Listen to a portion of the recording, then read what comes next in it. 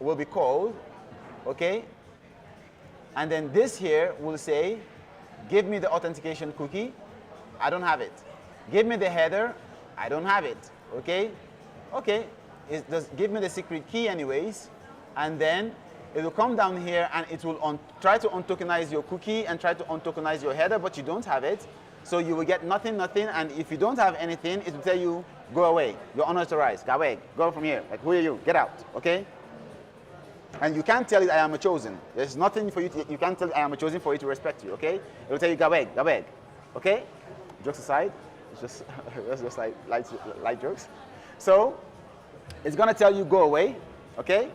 And if you have it, then it's going to say, give me the cookie or the header. If the cookie is there, it will take the cookie. If the cookie is not there, it will give you the header, okay? And then it will store it in this lookup thing that we created, the syntactic sugar, so that I don't have to say .get, .get, .get, .get, .get, and it will store it in this context. Remember, this context is like your fanny pack. It's that bag you hang and you put stuff inside, okay? And the minute it stores it in this context, every other function will be able to go into the context and get it out. Is it clear? Am I talking to someone?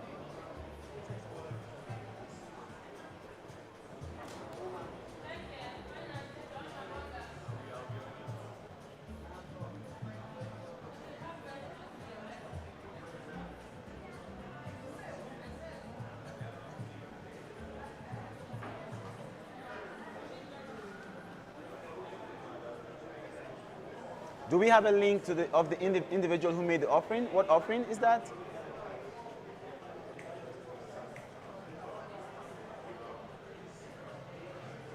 I don't understand what you mean when you say the link to the individual who made the offering.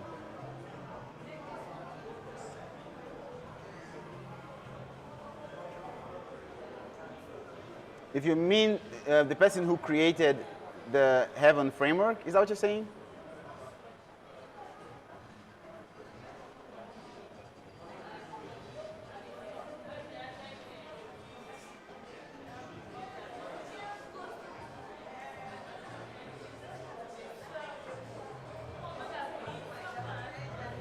Okay, so we're going to move on.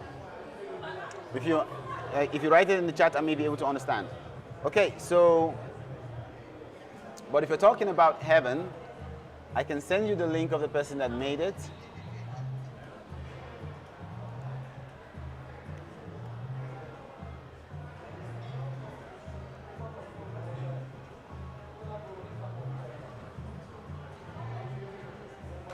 There you go.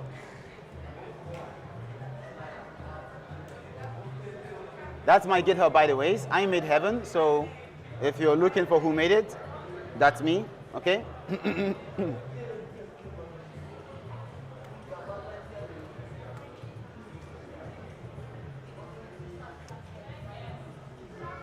And that page is a very funny page. It's just a smiley on the page. Okay, so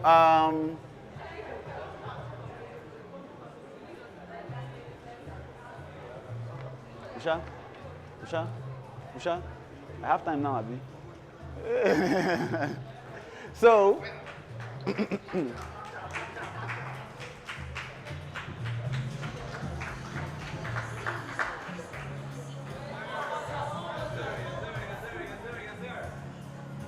okay. So, okay, so now we're going to go back to taking a look at the things that we have to build, okay? There's a lot that we have to accomplish, and God's willing, we're going to be able to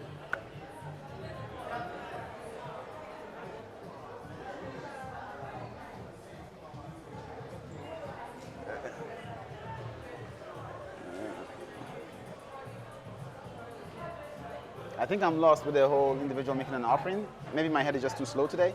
Okay, so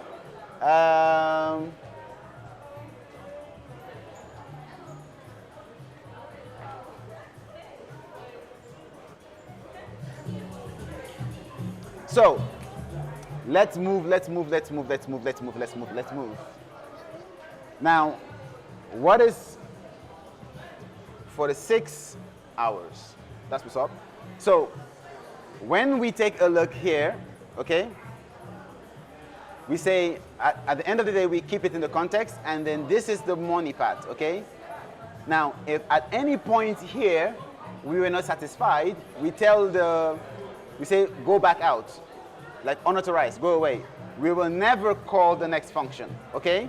So, what that means is, when you take a look at, let's do this.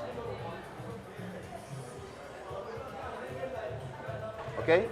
When you take a look at this, okay, we will never call this guy. We will never call this guy. We will never call this guy. We will never call this guy. And we will never call this guy. Because inside here, go away. That's what it said.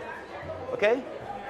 Go away. Like it's like, so I don't know if you understand. So you will never get to the other function. The top function will push you away. Okay? So it is because of that that we said you always authenticate before you authorize. Okay? You don't authorize before you authenticate. You always authenticate before you authorize. So let's close skills. Bye-bye skills. Bye-bye skills. Okay, so let's come here to offerings.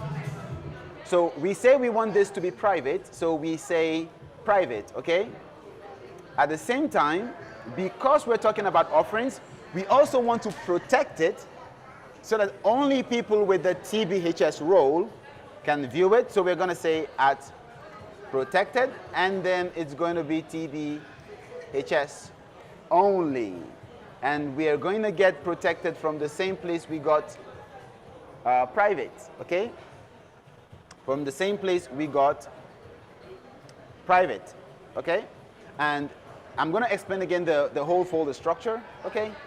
Controllers are what we use to handle all the routes.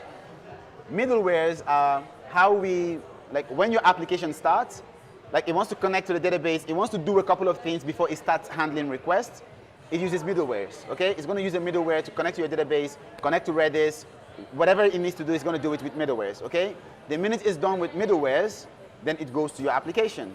And just a quick detour, let's come here to play, okay?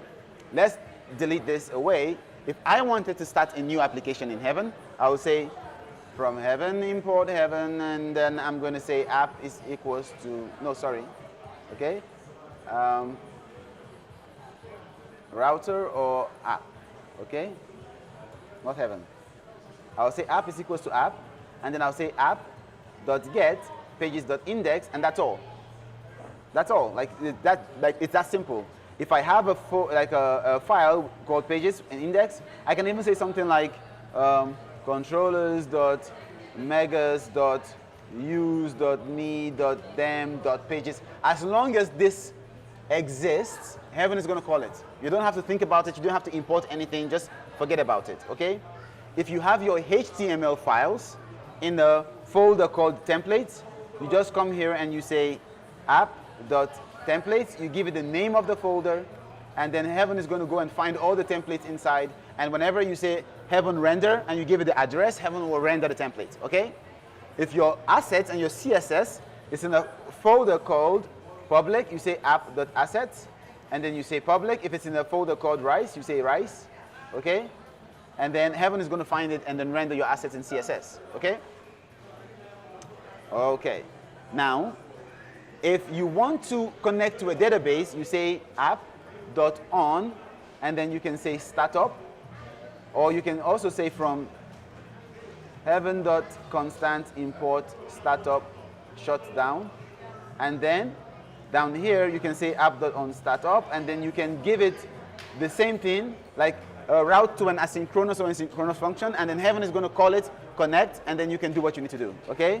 So you can, on shutdown, you can also disconnect, okay? And it will always disconnect. The only time it won't disconnect is if your computer dies, and if your computer dies, you're disconnected anyways, okay? So there you go. Very, very simple, very, very straightforward, okay? So let's close this and let's come here. So when you have this here, at private will be called, then at this will be called, then if you say you want, you're expecting, okay?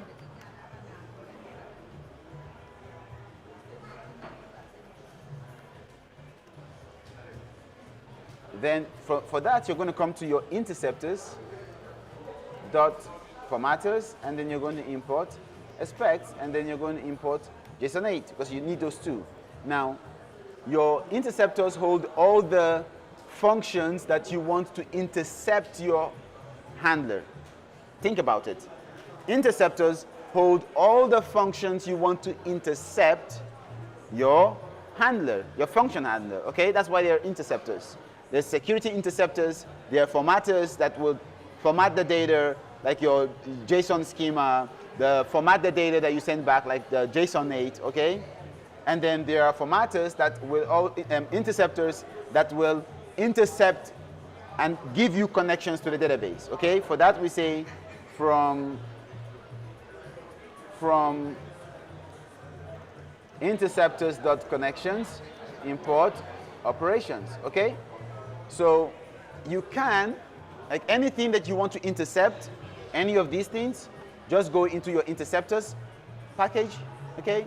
It's like a package, similar with Java, and then create a module or a file, and then import what you want, and then like, you're good to go, okay? Then the middlewares are the ones that the application uses before it starts handling requests. Public is where we put all the CSS. Route are where we put all the mappings from a URL to a controller, okay? Source is just something I put there for I wanted to play around with. You can delete it. Templates is where we put all the HTML files. Test is for test. Utils is where I put the things like the lookup. And then, of course, you know this. HTTP is what I'm using in place of Postman. SQL is where I put all the SQL. Constants is where I put the constants. Main is the main file that we run. Pages is like something that I was using before. Play is something that I'm playing with. Settings.json is where you put all your passwords, your database secrets, and all of that.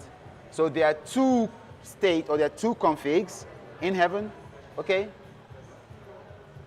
The first one is your request.app.config. Now this one handles only strings and numbers, like your password, your Redis key, like everything in settings.json or anything that is in your environment and then you give to Heaven will be in this config. It's only string numbers, like that's all. Then there is another one which is your Heaven state, and for that one you say heaven.peak and you give it a name. This one can hold database connections, can hold classes, can hold factories, can hold different things, okay? It can also hold numbers and integers, but you wouldn't want to do that, but you can do it anyways, okay? Okay, so we're explaining and breaking down higher order functions. We're explaining and breaking down decorators. We're explaining and breaking down HTTP, status codes, redirects, the file that the browser sends, and things like this. We're taking a look at SQL. When we're done, we're going to go back, all the way back to HTML. We're going to go all the way back to JavaScript. We're going to go all the way back to CSS. And then we're going to throw in a couple of JavaScript libraries like Alpine and HTMX and show you how we can build like really cool stuff with them. And then if we have time, maybe even take a sneak peek at Vue.js or React. Okay, so let's get our rolling in that regard. Now we should have been done with this a long time ago, but I use this as an opportunity to explain the fundamentals of what is happening. Okay? Vue.js. I love Vue.js. I love Vue.js. It's a lovely, amazing, like, I prefer it to React. That's my personal opinion, okay? Don't shoot me. So, when you have expect here, another thing you can do is you can say at JSON8, okay, which basically is going to say I want to return JSON, okay, and then you can say at operations and you can give it the name of the table, okay. Here we want to do offerings, so we're going to give it the name of the table, offerings, okay. So what you're doing here is you're telling operations, I want you to inject a database connection to this table, and if you have like 3 tables you want to connect to, like scales, okay,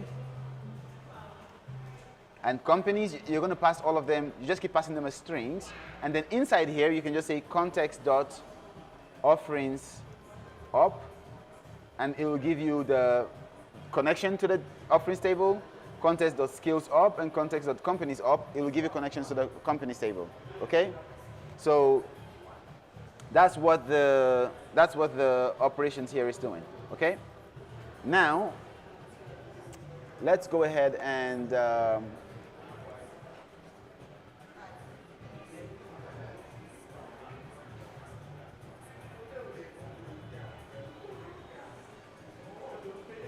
okay, let's go ahead and make this a little bit faster, okay? So we really don't care about these tables, we only care about the offerings, so we're going to put that there, and then we're going to say OP operation is equals to context dot offerings up. Now you know where this offerings up comes from. It's from here, okay? And now you know what this up is. We're just assigning it, and we're giving it a type, so we can get Python type hints and feedback when we use it. So I'm going to come here, then I'm going to say from operation import operation, okay?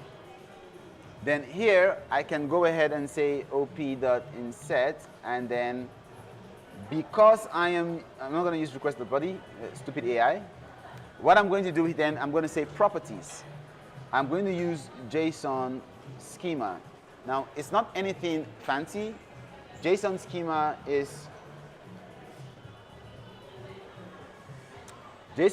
is actually quite, like we have, JSON schema is actually quite, it's quite popular, okay? And it's a wonderful way for you to, so you can take a look, like you can read it, please read it later, okay? Please read up on it later, okay? Please read up on JSON schema. It is not a Python thing, it is everywhere, everywhere. From Java to Golang to PHP to whatever, it is everywhere, okay?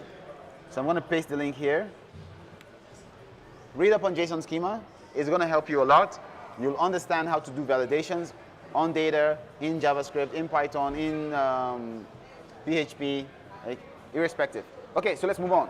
Now we have op.insert, and one of the things that we're going to take a look at here is we're going to say, okay, we want to specify the type of data that we should get, like, or the type of data that we're expecting, okay?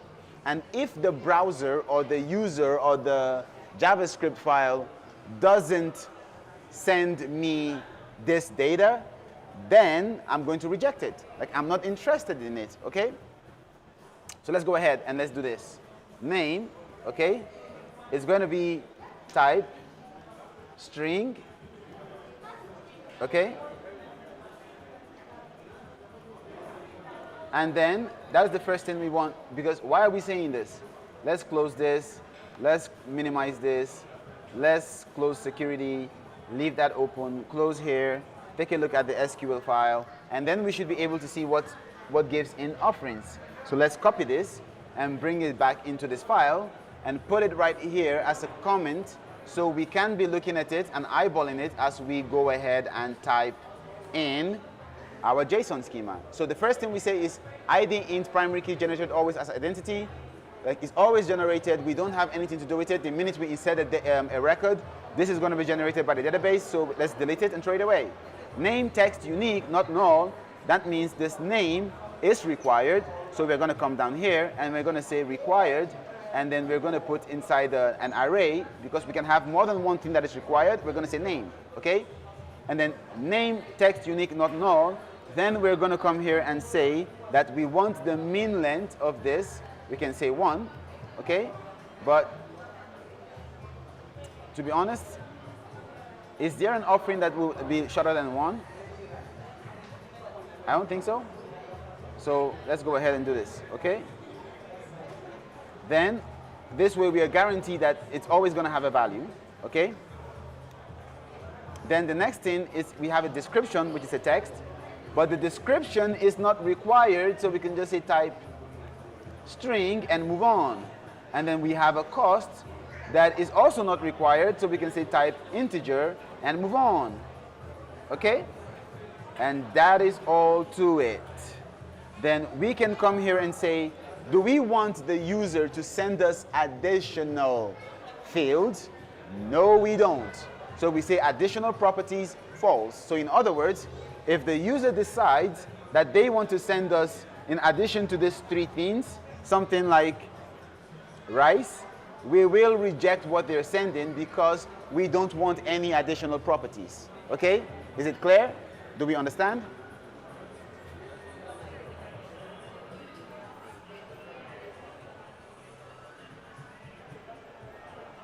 AKP, you have a question?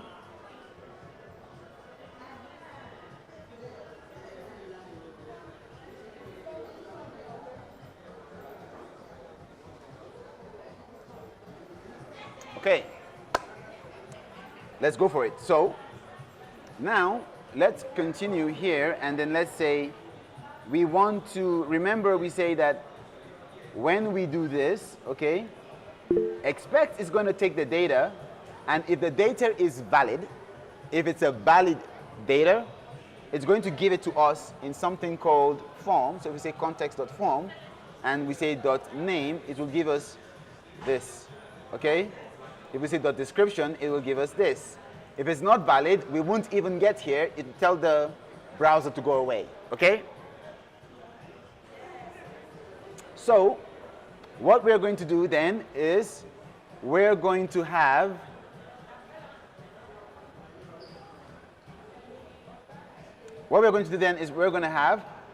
to give the form, if it's valid, into our inset. Now, we can choose to do something manually and tediously. We can say here, name is equals to context.form.name, description is equals to context.form.description, cost is equals to, like, we can do all of that. We can do that, okay? You can. Like, seriously, you can do it, okay? But, no, not me, okay?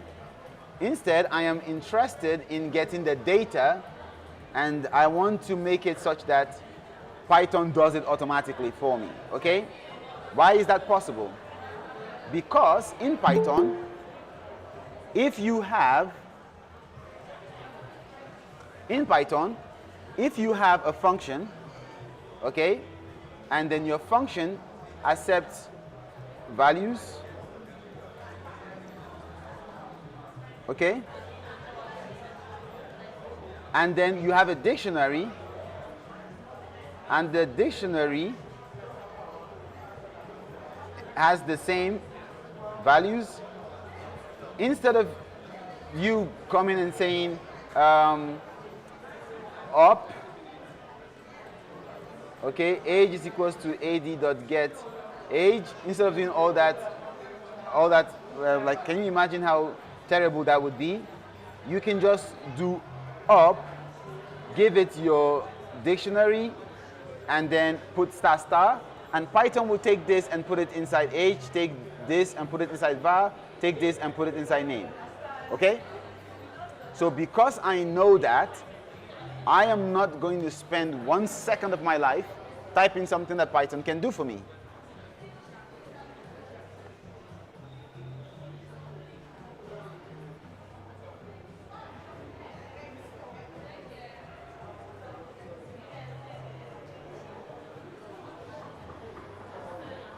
Okay, so moving on, I still don't understand AKP. Maybe you can send it to me directly, or I can get someone to maybe chat with you and then understand what you're trying to say.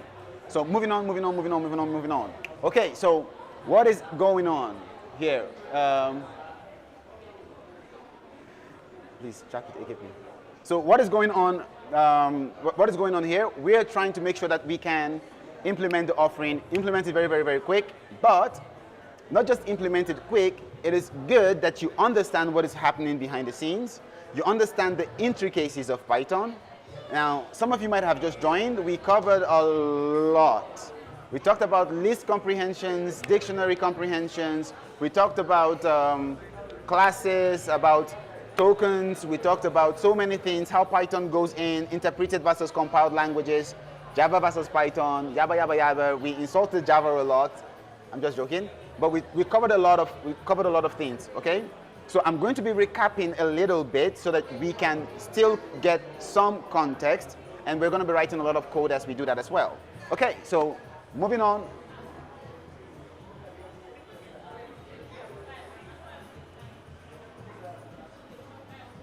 Moving on, we have here the inset. So we are telling we're saying, hey, Python, go ahead and expand the form data for me. And then we say we want to return ID, returning ID. This is just SQL. If you know SQL, you know this. And then we want to run it.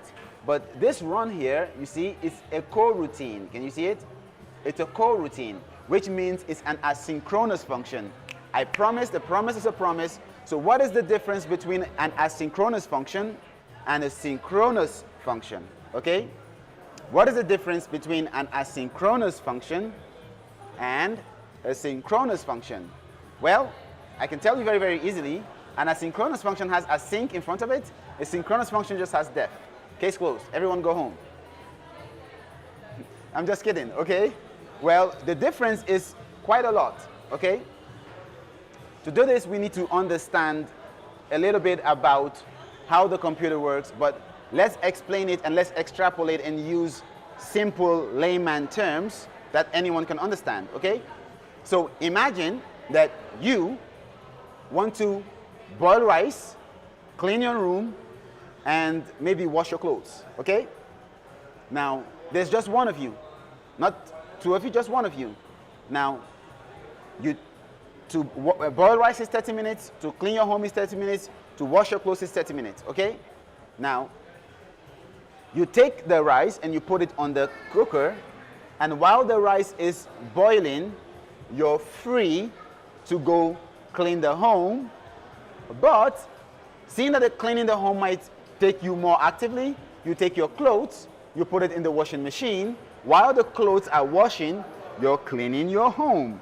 You have three things that are happening at the same time, but you have one worker. Three things happening at the same time, but one worker. Why is it possible? Because whilst you are waiting for something to happen, you are free and you can go do other things. That is, you are working asynchronously, okay? You're working asynchronously, and that is a perfect example of how asynchronicity works. You have just one of you, you put the rice on the fire, the rice is boiling, you're free to go do other things, okay? So when we talk about the event loop and we talk about like the V8 engine, we talk about JavaScript, we talk about asynchronicity, what we're basically saying is when your processor, when the computing power of your computer goes to your database and says, hey database, save this file, whilst the database is saving that file, your processor is free to go clean the house, okay? It's one processor still, but it can go do other things while it is waiting. While instead of it to just stand there and wait, it can go do other things. Instead of it to just stand and wait for the rice to boil, you can go do other things, okay? Now, the simultaneous, okay, or when you have two processors, okay, you can have things running concurrently without any dependence on each other. The main difference, this is the main difference, okay? The main difference is that if you get hit by a bus, your clothes are gonna get spoiled, okay, because it's just one worker, okay? If the worker dies, everything goes, okay? But when you have multiple workers, if this dies, it doesn't affect the other one, okay? That's like the major difference, okay? Now, Now, if you and your partner, you and your wife, both of you, she can be doing one thing and you're doing another thing, okay? You have things that are happening in tandem, okay? You have things that are happening in tandem. So asynchronicity can sometimes have things happening concurrently, but it doesn't have things happening in parallel, okay? It's not true parallelism. So if you've heard someone say parallelism versus concurrency versus asynchronicity, it's just a long-winded way of describing what we're just talking about, okay? Two people working in parallel doing independent things. If one person falls, the other person can keep doing it. For you, because you're boiling your rice, if you fall down and you don't go and remove the rice, it'll get burnt and you can have a fire, okay? The worker being slowed down somewhere else will affect what is happening in another place. I hope it's super clear. Any questions? No news is good news. Love it, love it, love it. Let's move on. Okay, so now we have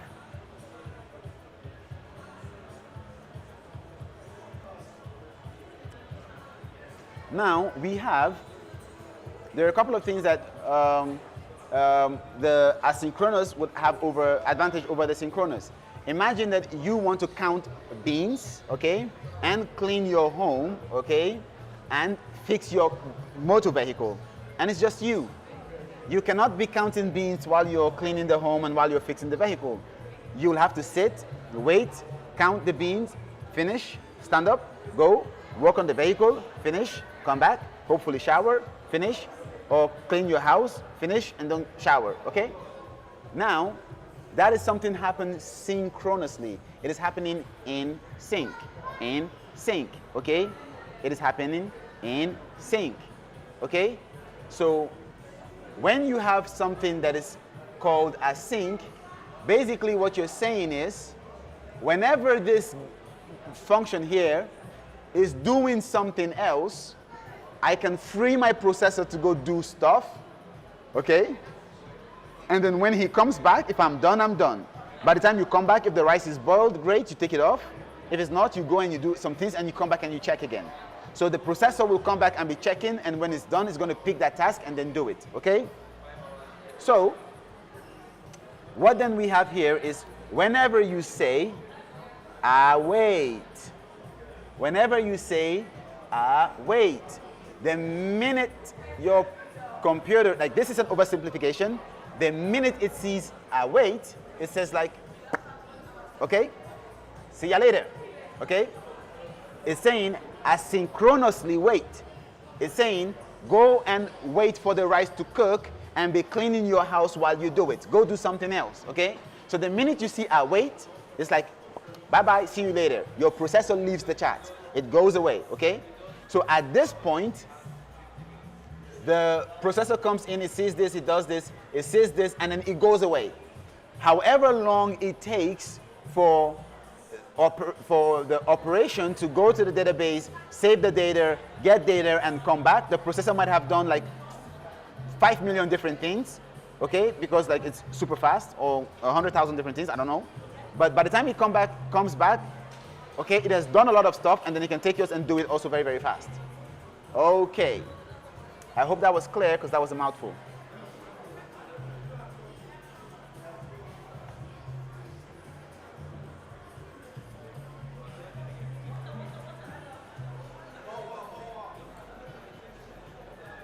Okay, so when we have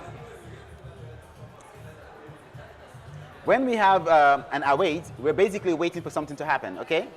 So we can come here and say the result of this is equals to the I'm awaiting. So the processor comes in here, sees this, it says, yeah, I'll see you later, and then it comes back later, it takes it, and it puts it into the result. It doesn't put anything into the result. It sees the result, ignores it, comes back later, and puts it into the result. Now, when it comes back later and the database operation has been completed, you can now say things like result.results.next, okay? So I can now come here and say something like return response.out, HTTP status.created, and then I say, this is what I want you to send as the body, okay? Response.out is a shortcut, okay? Response.out is a shortcut for response.status is equals to HTTP and response.body is equals to result.result.next. This is a shortcut for this. So if you know this, you can use it, and it's fine. You can say response.status is equals to HTTP status created. The body is equals to what you got back. And that's fine.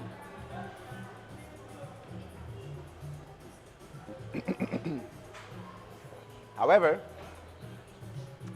lazy here, I'm always going to go for the laziest option when it comes to programming.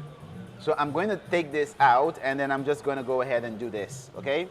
As a matter of fact, I added this in heaven after using heaven in heavy, like intensive work. I was like, this is just too much work, okay? And then I said response.out, and I added it, and I loved it ever since, okay? So use what you want, but yeah, there you go. Now, this might work, and sometimes this might not work. The reason why sometimes this might not work is because you don't know when some psycho, I don't know what to say, okay? Some blockhead, some hacker might come and say they want to test your website, okay? And they want to start seeing if they can do SQL injection attacks. And they want to start seeing if they can create duplicate accounts. And they want to start seeing whether they can do like lots of crazy stuff, okay? So whenever you're handling data that comes over the wire from an external system, or you're doing something that control leaves your computer, what you have to do is basically come here and say, I want to try. I want to try. Okay? You don't know if it's going to succeed, so you want to try. And then you can say except, and then you can say exception as E, and you can return bad request. But this is very bad. And the reason it's bad is because of what? Who can remember? Why is this bad?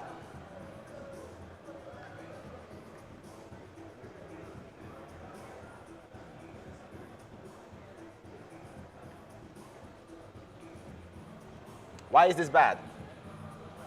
Who can remember?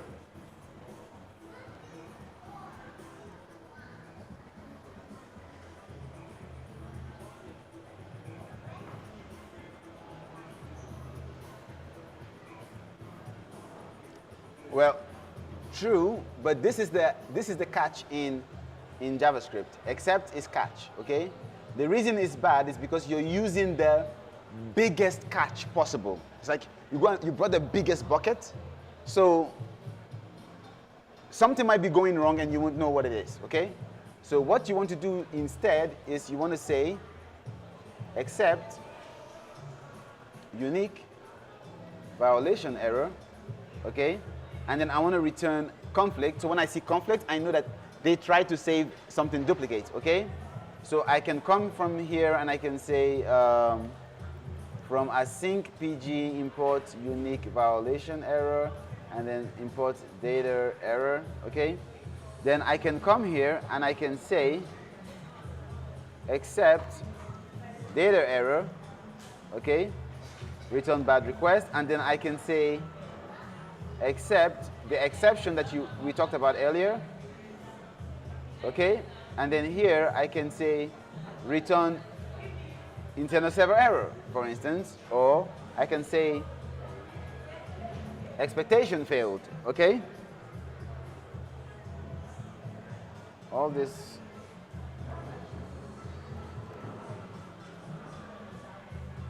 I don't want to return any data. I just want to return the status.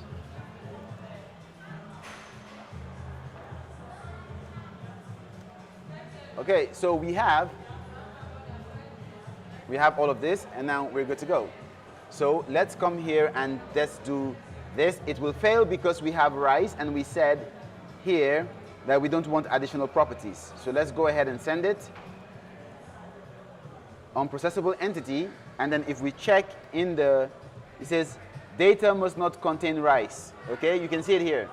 Data must not contain rice. It's telling me that data must not contain rice. Okay, so I can remove rice. And then we can say send. And what do you know? We've created an offering. And if I send again, it says conflict, which is exactly what we wanted. Okay? So let's move to the next. So we're going to go very, very quickly over all these ones here. So I'm just going to come here and I am going to go and say at private, okay, at JSON8, okay, and because I don't care about who reads,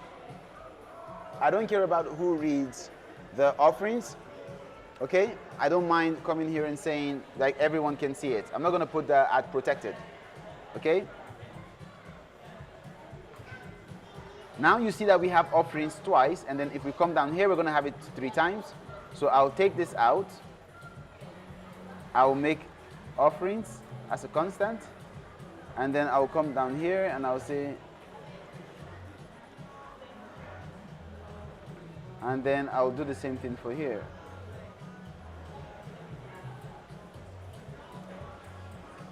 Okay?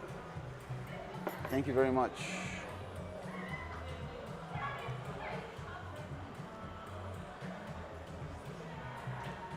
And I'm just going to copy this and paste everywhere.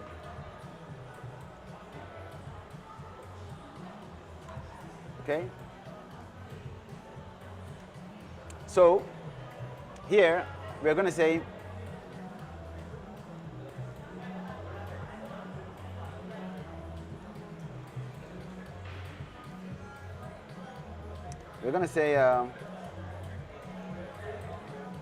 op dot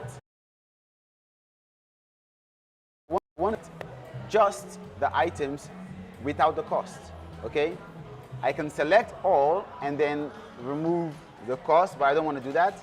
I want to select ID, name, description without a cost, so I'm going to say select ID, name, no cost. Okay.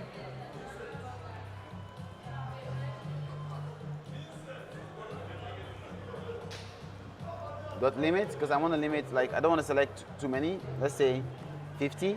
Later down the line, we're going to add the support for things like pagination. So how do you paginate?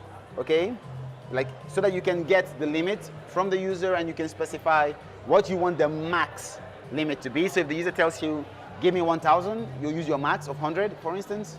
So here we're going to say limit 50, okay? And then we're going to say .run. And remember that run is a coroutine or an asynchronous function. So we're going to have to say await here. And then we can say the result is equals to this. And then we can say return response.out.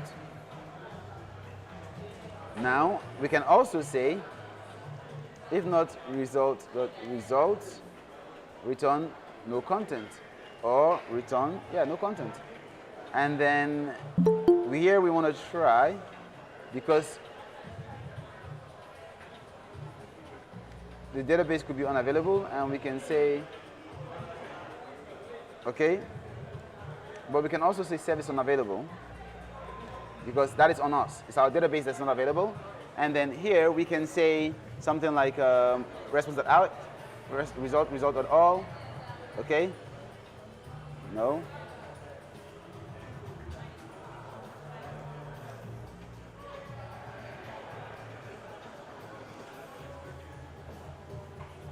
So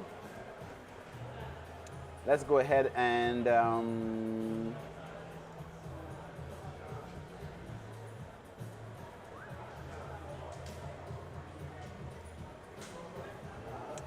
let's go ahead and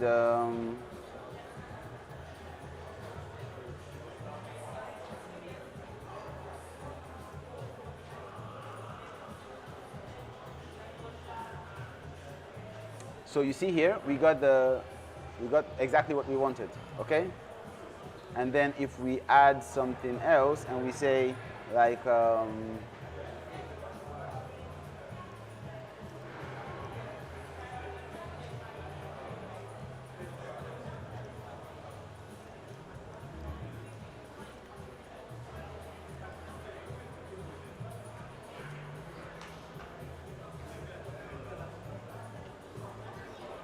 You see now, we have 2, and we can keep going and going and going and going and going.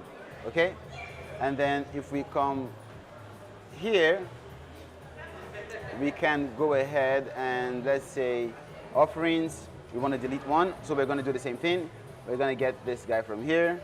We're going to paste him here because we want to get the up, and then we'll say up.delete, okay? And then we say where ID is equals to, now where do we get the ID from? Remember, everything that comes from the browser is in the request. So you will get the ID from the request. So if somebody comes to your website and then they say slash offerings and they say slash 45 and limit is equals to 100, okay? You have 2 things here. You have your parameter and you have your query string. Hopefully it's not something that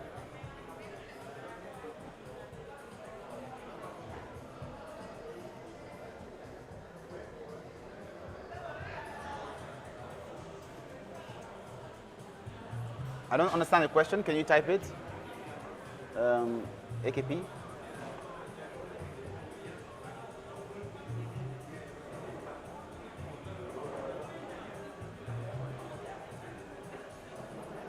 Who is this Destiny Baseda? So,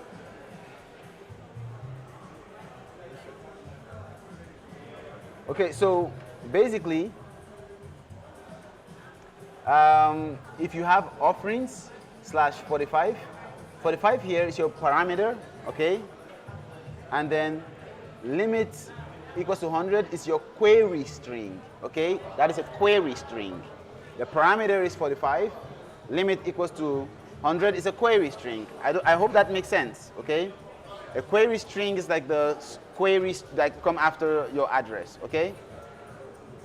So, for instance, if we go to Lexpress property MU, you will see that you have this, and then if I say I want to rent, I say search, you see that there is the, see, currency is equals to this. These are the query strings, okay? Those are query strings. Now, if we come back here, okay? If we come back here, if we want to get this param, we will have to say request.params.get ID.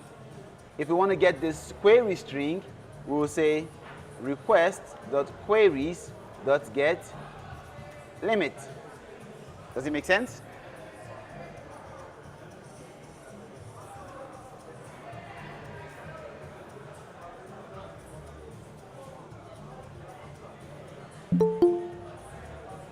Does it make sense?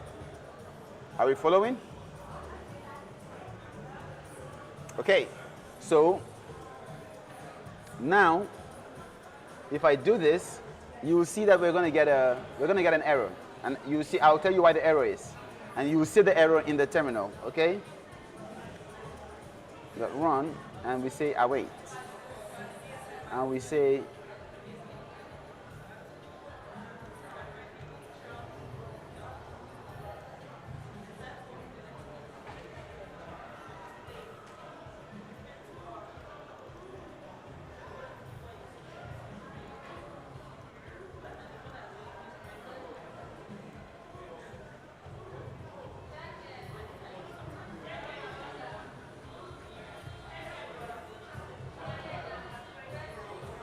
okay, so we're going to try this now, and it's going to fail for us. And let's go ahead. So let's say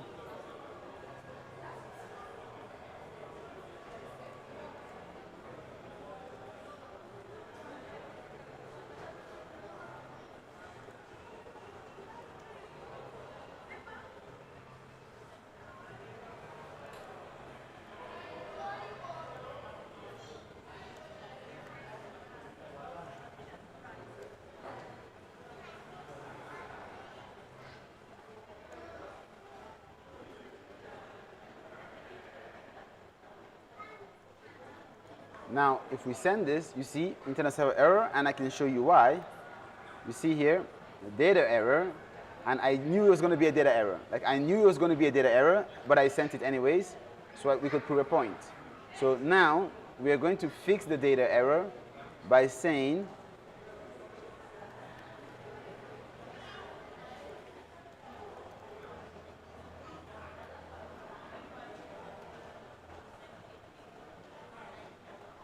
okay, and then I'm going to come here and I'm going to make this an int because,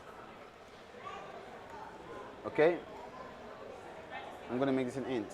So now if we come back here and we send it, everything works as it should. If we send this request, it's only cement donations that is left. Okay, so moving on very, very, very quickly. If we move down to the offerings, update one. Here we want to update just one, okay? So what we're going to do here is we're going to copy this, paste this. We're going to say op dot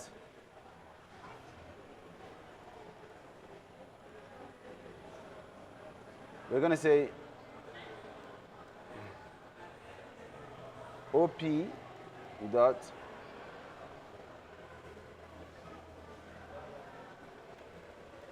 update where, and then we're going to run, and then we're going to await, and we're going to say try, and we're going to accept data error, and then we're going to say accept, and then we're going to say return response.out, okay? So what we're going to do here, not no content, we're going to say accepted, and then here we're going to, what we're going to do is we are going to we can return the data, the new data, but like, it's not necessary, so we can go ahead. Okay, we can basically return the new data that we got, but it's not necessary. Okay, so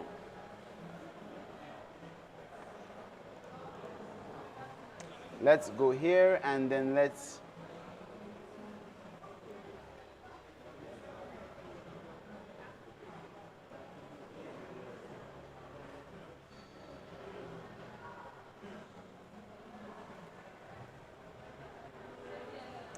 patch and let's make it offerings, and then we're going to go 1,000, and then we're going to say costs,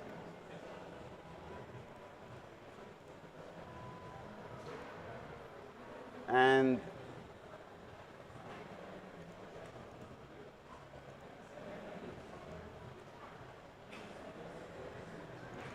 what we're going to say here is not that. We're going to say yes, cost. And if we check now, and we say send, we see that this is the offerings. And if we say send this request, so we don't get the offering back because I remember we said we don't want the public to be seeing the offerings. That's what we said. The public should not. Now, let's go ahead and send this request. Expectation failed. Command J. Expectation failed. Why did the expectation fail?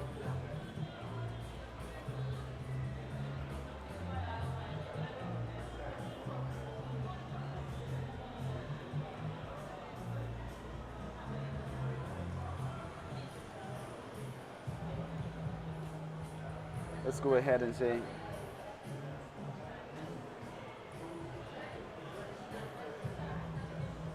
accept exception as exe. We want to read the exception, so we want to say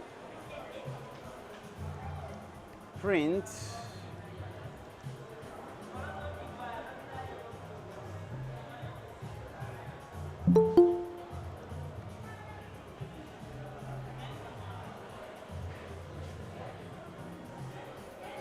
So we're going to come here and try again.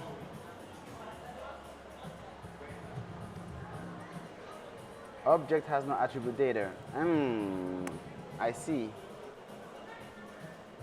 We're saying we want to get the data from, but we did not use any expects.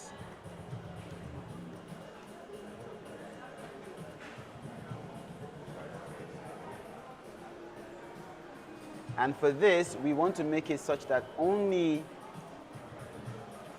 people with the TVHS can edit it.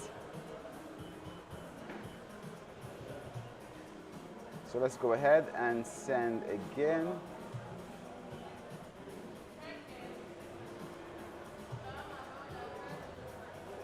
Oh yeah. So what we're going to do here is we're going to have to do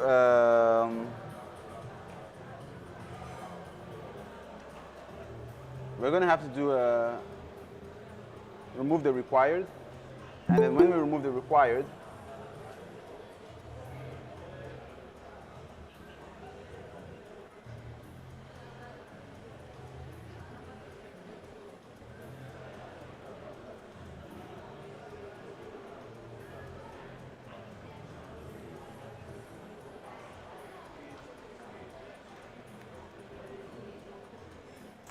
so let's come here and say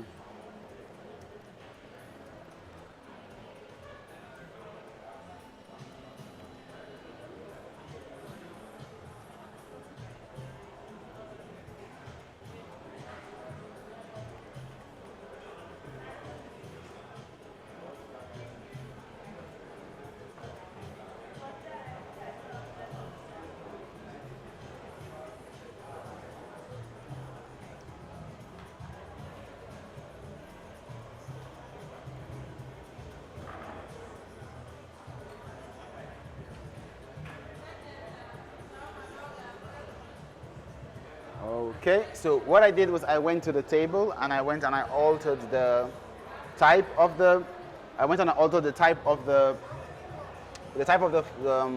the element, the column. It was an integer, but then we know that if it's cost, then you might have a few extra. Of course, we can use something like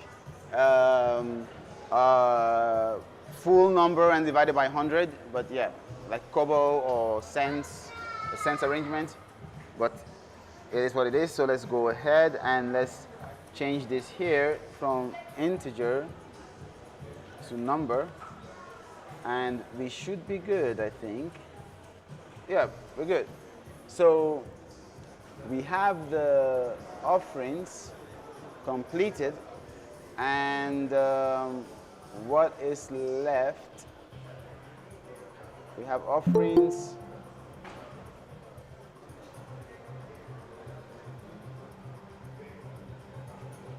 We have offering companies, and so now, what do you think we should do with this one? Should we put it in the same place as companies, or should we put it in a different place?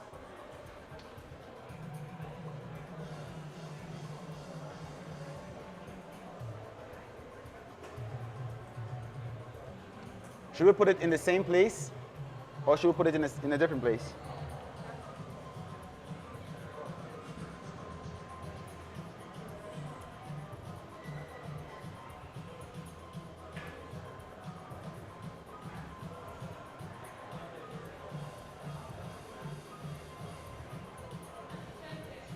So here, let's take a look. You're right. Let's come here and say 1004, and let's send. It's going to be 200 accepted, which is, wait, 1009. Okay, so we want to come to the offerings. Where is it? Update one. We didn't check here.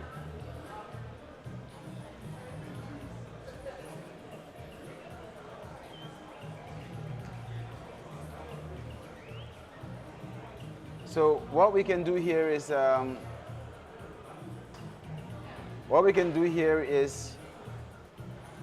Ramon, you want me to come again?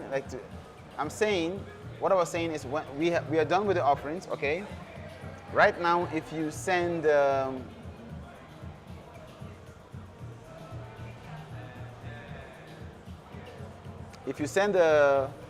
update request, if you have the necessary privileges to do it, in this case, if you're a TBHS member, you will be able to update this, and then you're going to get an accepted response, even if the ID is not in the database. The reason why is because if you check, we're just returning HTTP status accepted as opposed to doing any data sanity checks. Now, of course, there are numerous ways to solve this problem. The interesting question that I would want to ask would be, how would you want to solve it?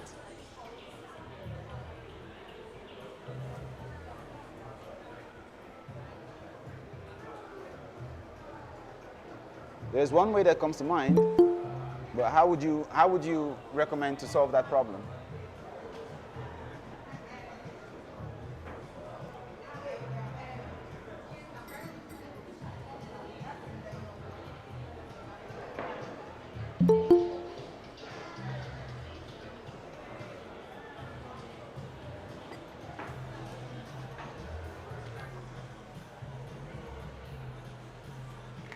Yes, we can check if the ID exists. That's true.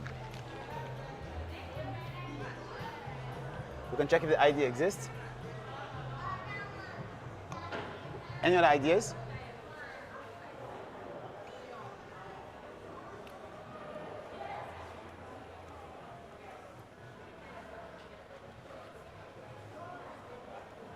There's something else we can do. We can come here and say, result is equal to this.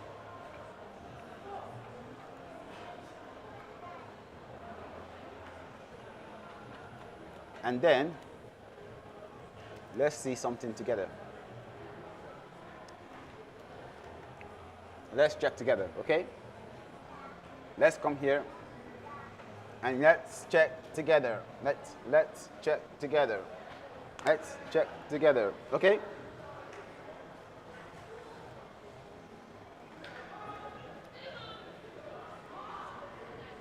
So, wait.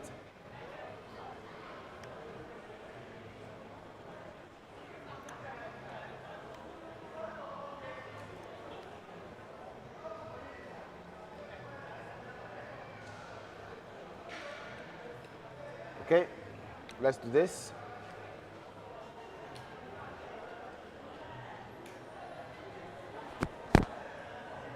And then let's say,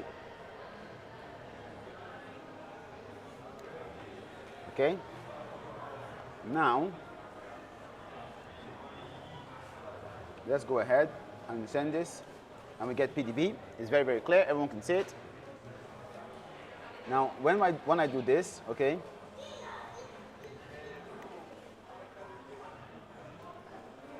if I come here and I say the response from, and I say the response, okay, I think we should be able to count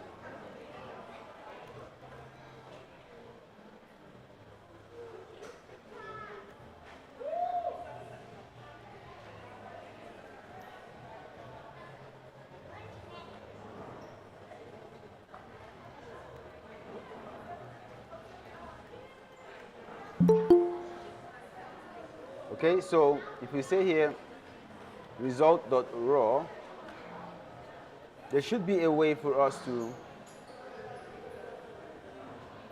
get what the count of what happened on the server. So this is what we're going to do. Let's come here. Let's take a look at async PG.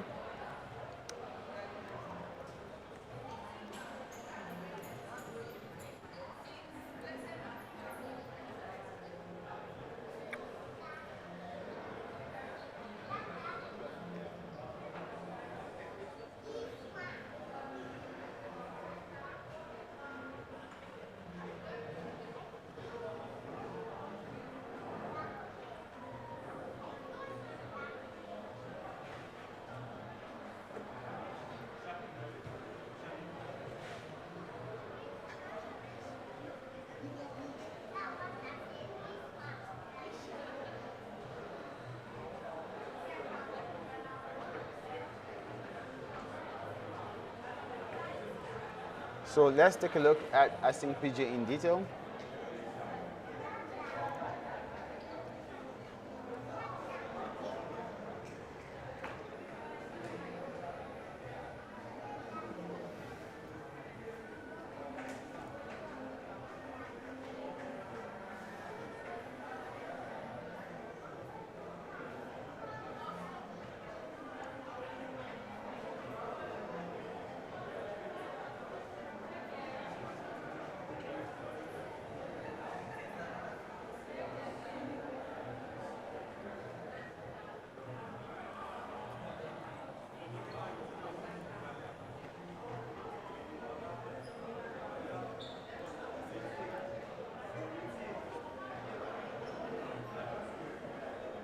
Well, I was thinking you can get, I was thinking we will be able to get the number of rows affected from the underlying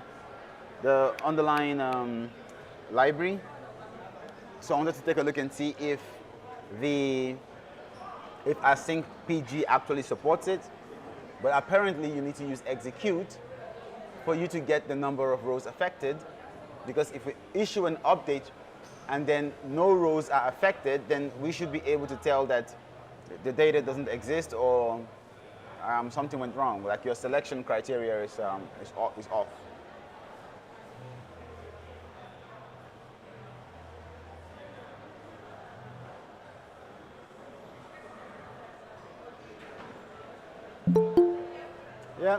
Yeah, that's true. We can do that. It will be an exciting exercise. It will definitely be an exciting exercise. So let's move in the direction of code.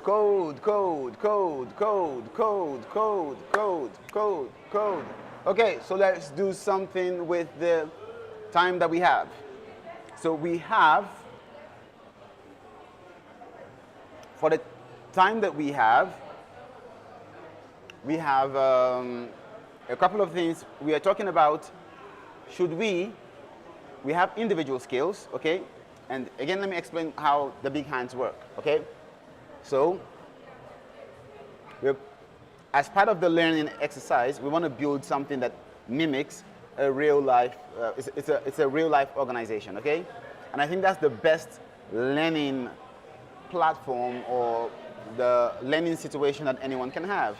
That you're involved in a real world problem, and then you can think about it not from a pedantic, not from an academic standpoint, but more from a practical standpoint, more from a realistic standpoint, okay, a pragmatic one. So the idea is we are building a product where you have individuals, you have companies, okay, and then you have skills, and then you have offerings, and then you have locations, and the companies can be in specific locations, the individuals can volunteer for specific locations, and then there are campaigns that can also be active in specific locations. And because of this, the question is, seeing as companies are the ones that provide offerings, okay? Companies provide offerings. What exactly, or where exactly should we put the offerings? Should we put the offerings with the companies? Should we put so let's say, not the offerings themselves, but when we talk about the relationship between companies and offerings, that specific relationship. Should we put the relationship with the companies? Should we put the relationship with the offerings? Should we put it by itself?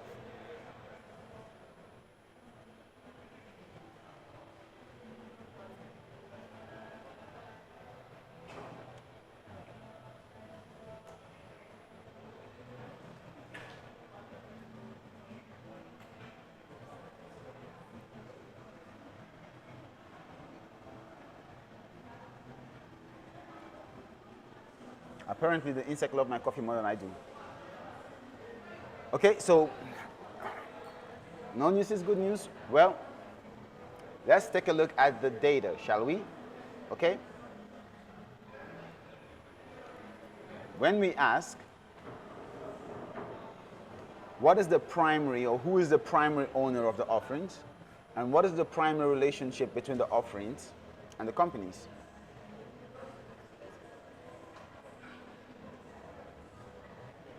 The offerings are a primary entity by themselves, okay? And the company is a primary entity by itself, but the company is subscribing to many offerings, and the company doesn't control the offerings. So as a result of that relationship between the company and the offering, then it makes more sense for the company offerings to be with the offerings, okay? So we're going to come back here to offerings. We're going to come here to async def.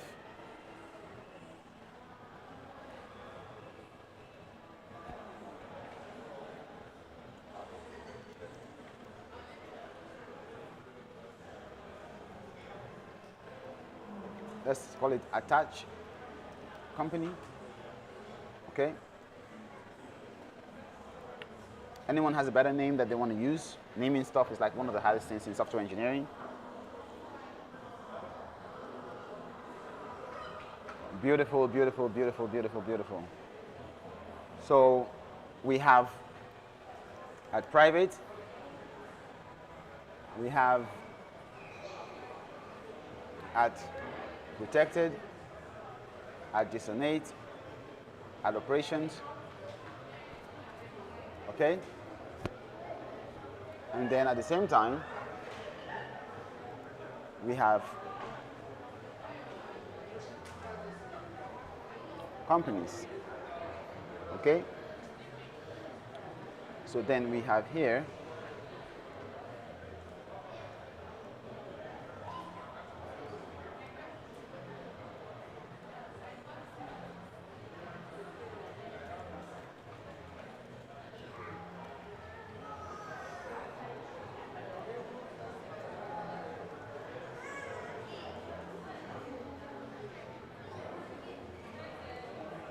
you have to do it like this and remove this if you want to do it like this. But I'm not about to give up the type hints for having something on one line. So I will give up the one line and go with another line, another line, another line, another line. Okay?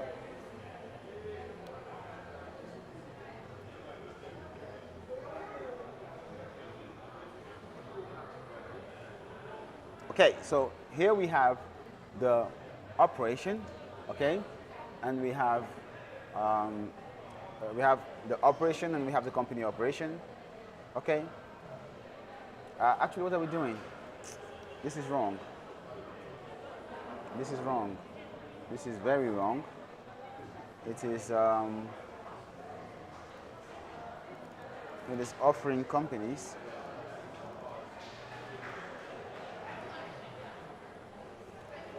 Okay, so what we're going to have here is OC,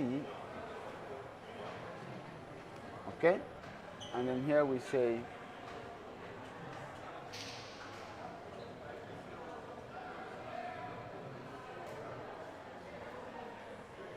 so what we're going to do here is we're going to say that we want to have at dissonate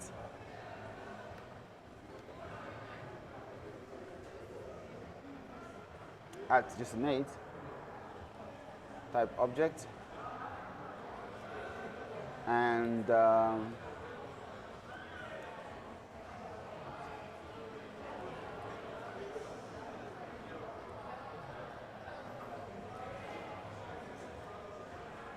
here we have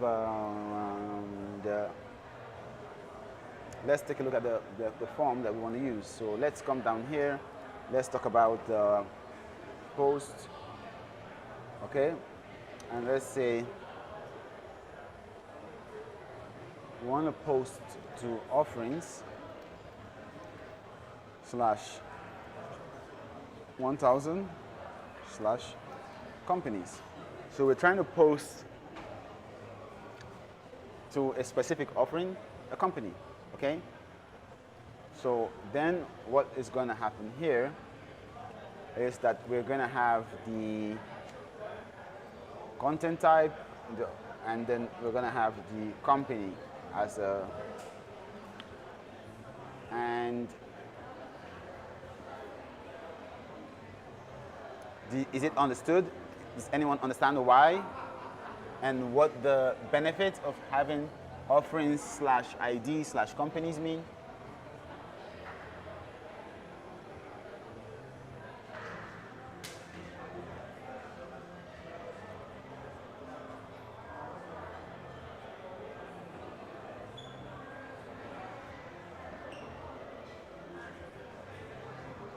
Does anyone understand the benefits?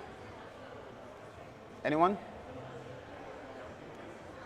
Now, previously we were talking about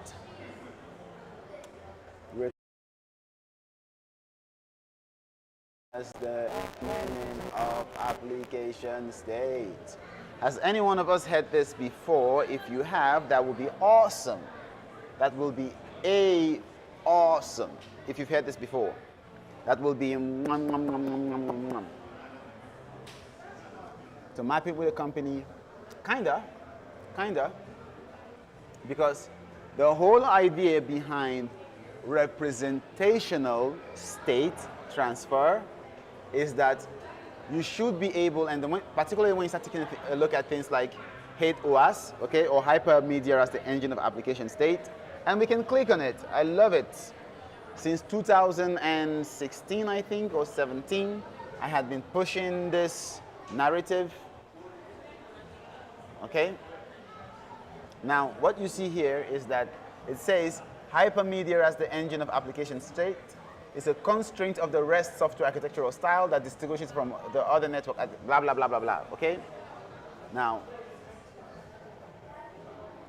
what this basically is saying that the API should be able to describe itself. So, for instance, if you say accounts /12345, it will give you the account data, and then it will give you the links for you to deposit. Okay, you see accounts 12345 deposits, withdrawals.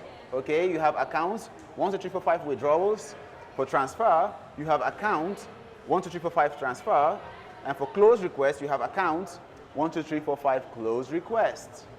If you take a look at the associated links that were attached to the body of that payload, any client or whoever visits this API is able to discover from the API other actions that can be performed. But more importantly, the benefit of having an account /deposit, it is not just for the AKP, yes, you're right, not just because you're mapping it with a company, but think about it from this perspective, okay? You have offerings /1000 /companies. You post to this endpoint to add a company to an offering, okay?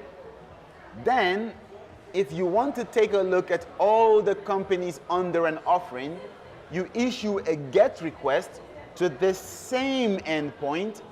So you see that the address for your endpoint, like the intuitiveness and the interactivity from a representational state and hypermedia sense is very fluent, because if you went to offering /this, hypermedia will come back and give you something like links, okay? And then it will tell you here, like, attach account or attach company, okay? And then it will tell you, like something like this, okay? And then you can see that it flows, okay? It flows.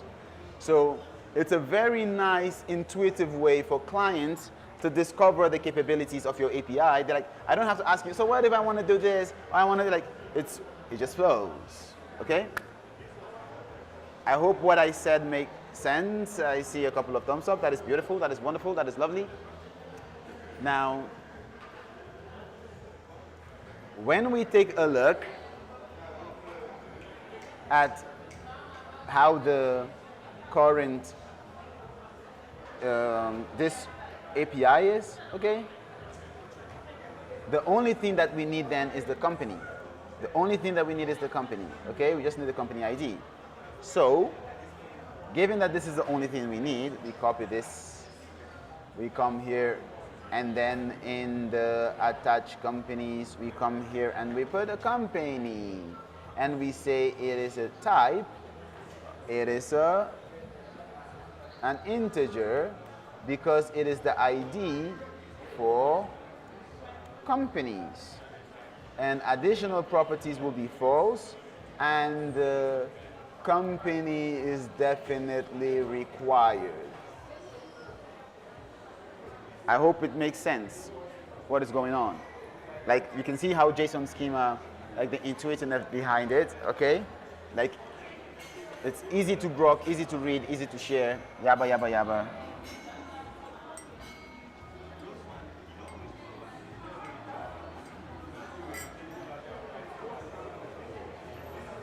Now that we have the data structure,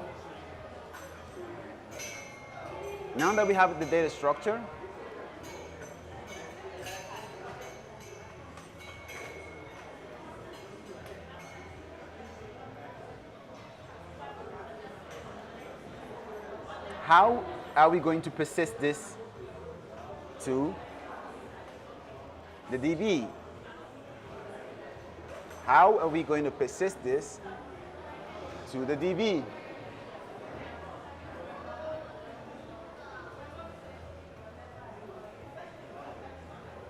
How are we going to persist this to the DB?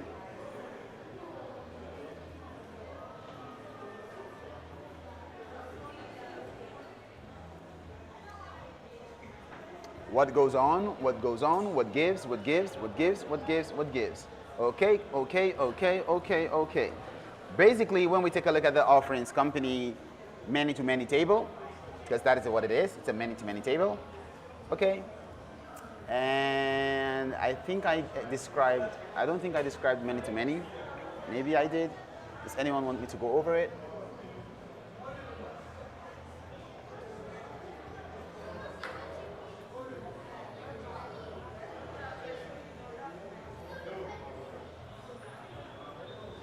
So let's copy, and then let's come here and let's paste.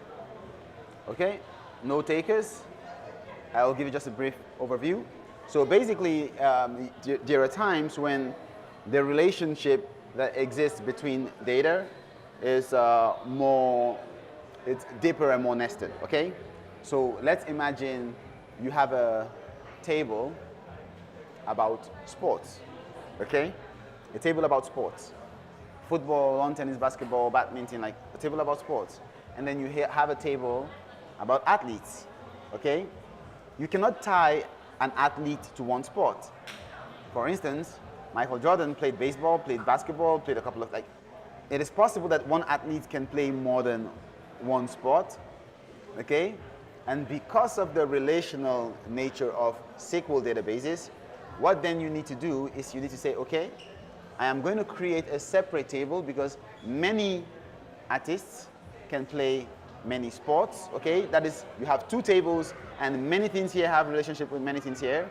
You're going to create an intermediate table that is a many-to-many. Like, the fact that you have a table where many can have a relationship with many, you have a many-to-many relationship, okay? You have a many-to-many relationship. Now, there are times when you have a one-to-one relationship. There are times when you have a one-to-many relationship. Like, I'm going to give that assignment. Since I described many-to-many, someone can describe a many-to-one in the chat. Someone can describe a many-to-one. If you want to describe a many-to-one relationship, go ahead and type it in the chat. And as you do so, I am going to be writing some code in our offerings so that I can teach and explain what the process of creating or populating a database where there's a many-to-many relationship, what it looks like. And if you have questions, please ask. And when I'm done, I'll also teach and explain what has been done. Okay? Now, what we're going to do here is we're going to say oc.inset, okay?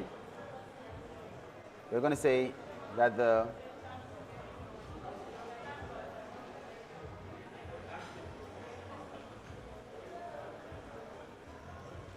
offering equals to offering, okay?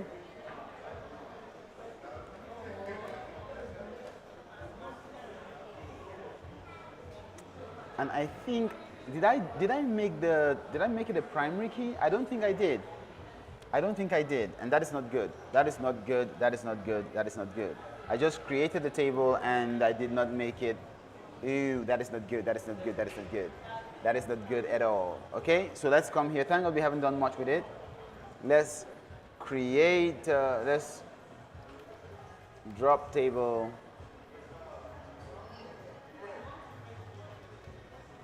offerings companies,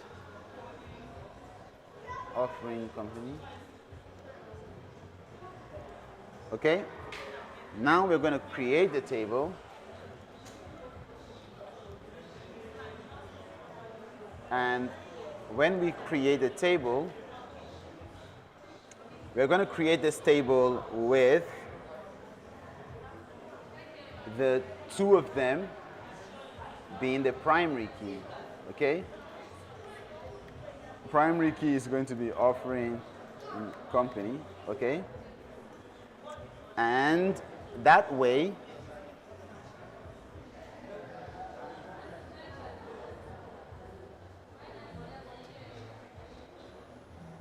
a many-to-one relationship refers to a database relationship where many records in one table associated with a single record in another table. Most definitely. Thank you, Tayo. Thank you, Tayo.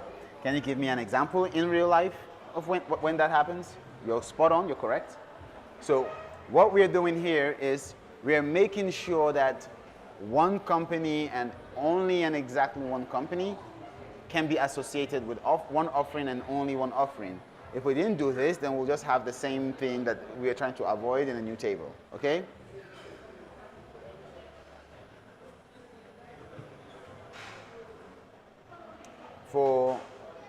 No, you don't, so basically what you're doing here, okay, is that this offering is an integer and it's a foreign key because it references offerings and the primary key. This guy is an integer, it references companies and the primary key. However, we want to make the two of them unique, so we say that the primary key is the offering column and the company column, and that's how we define it, and that's it. I hope it makes sense.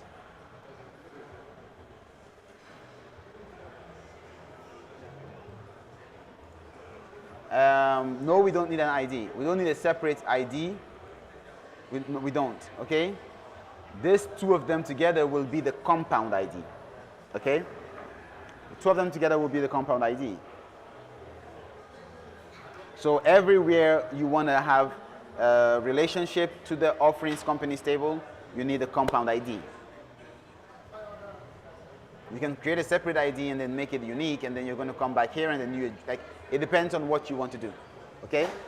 It depends on what exactly you want to do. And let us take a look at what is going on. Okay, so now we have this going on here. What we can do is we can say offering is equals to int request the parameter ID, and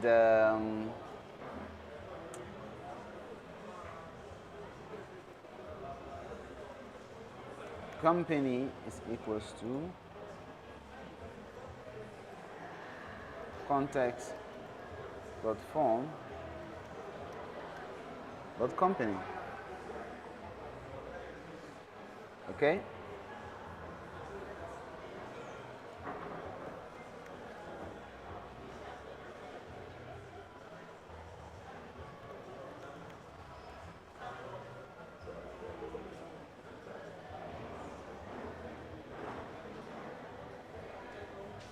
And then we're going to go ahead and do this.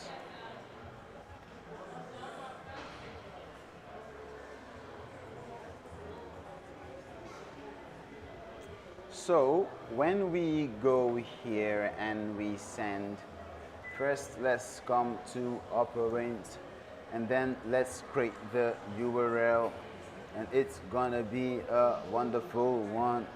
It's gonna be a wonderful one. Okay?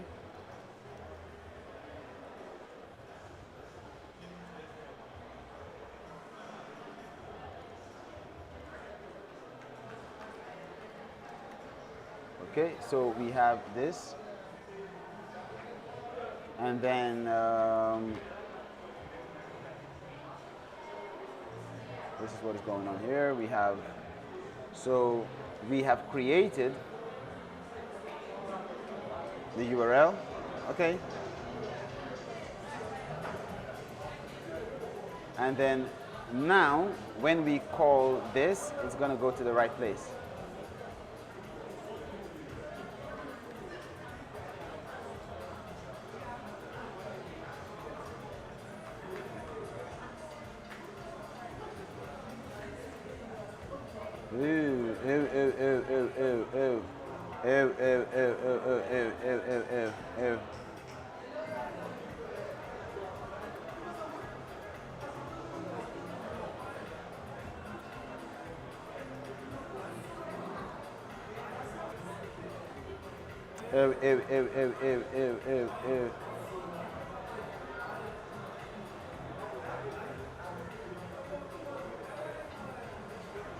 I think it's because this company is wrong.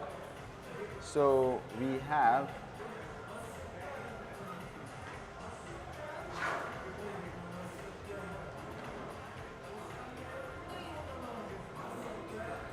because the data doesn't exist, okay?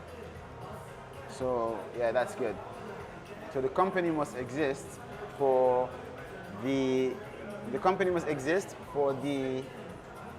relationship to be created. The company must exist for the relationship to be created. So if we come back here and then we go all the way up,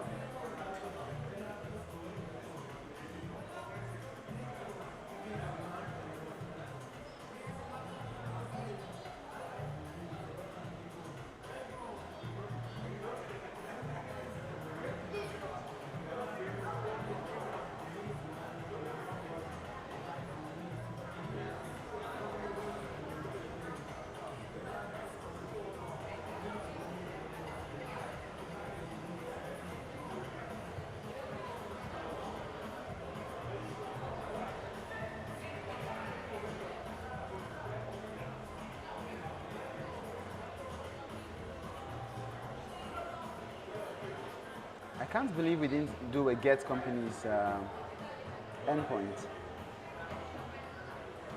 That's crazy.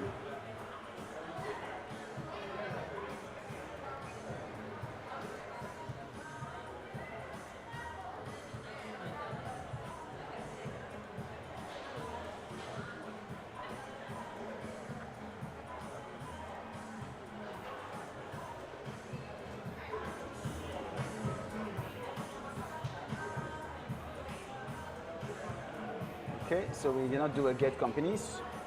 That is crazy. That is crazy. That is crazy.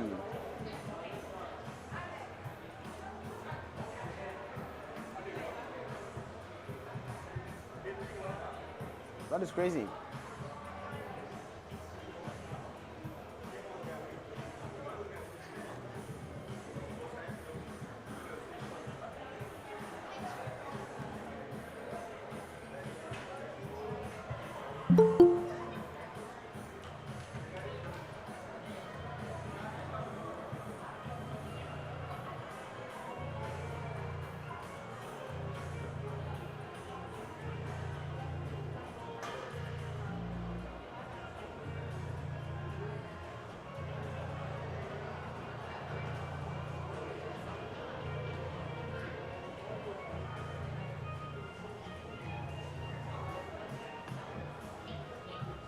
Okay, so we have here,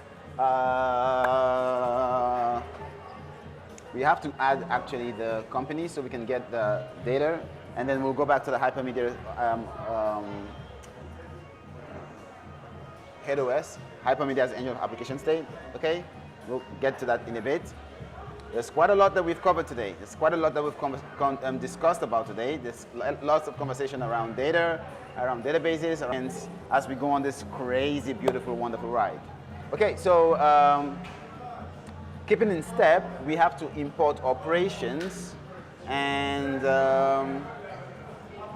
we're going to say from interceptors, so we pick this guy up, and then we say from interceptors dot connections import operations.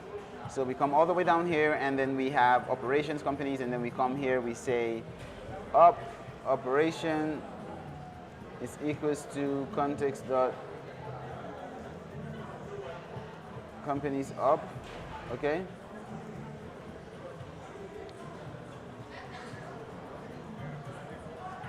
So here we say up, let's select.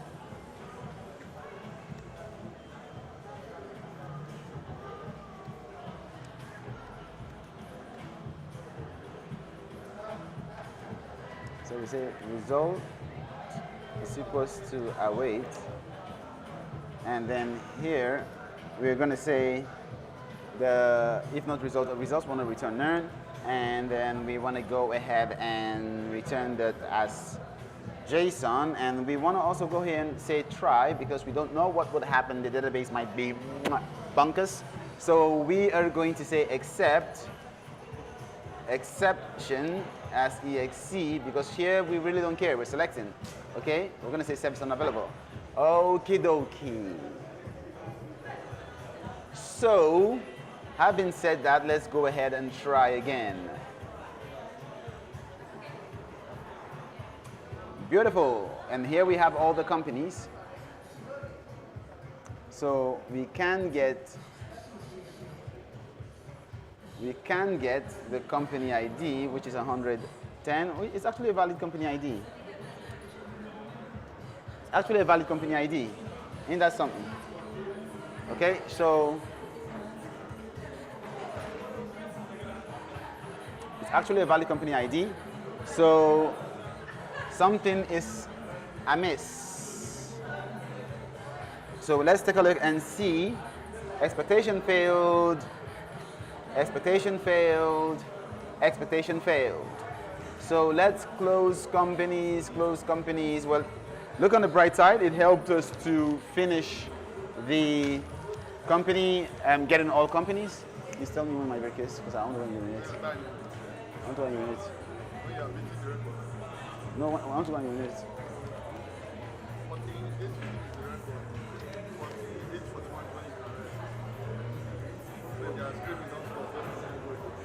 What? Okay, so now we have a couple of things that we need to do here. We say expectation failed. Something is going off with this catch all exception block. So let's take a look and see what its problem is.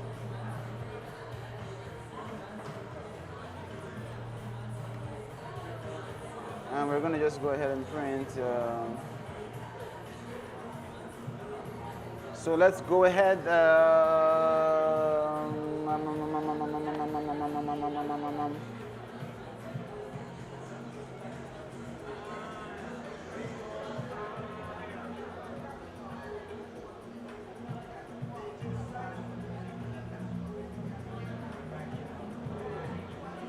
Oh, it's actually even this key that is a problem. Oh. Okay, that's good.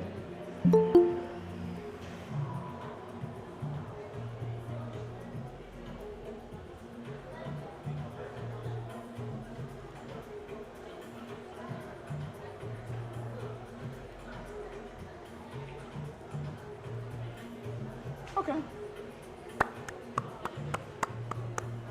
Good. We're good.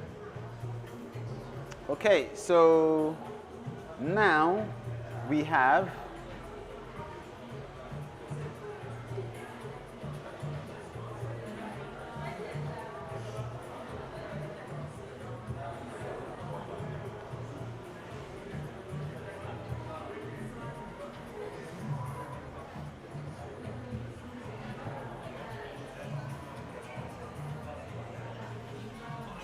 so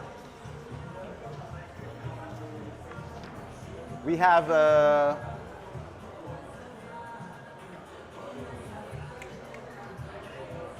we have a successful saving, okay?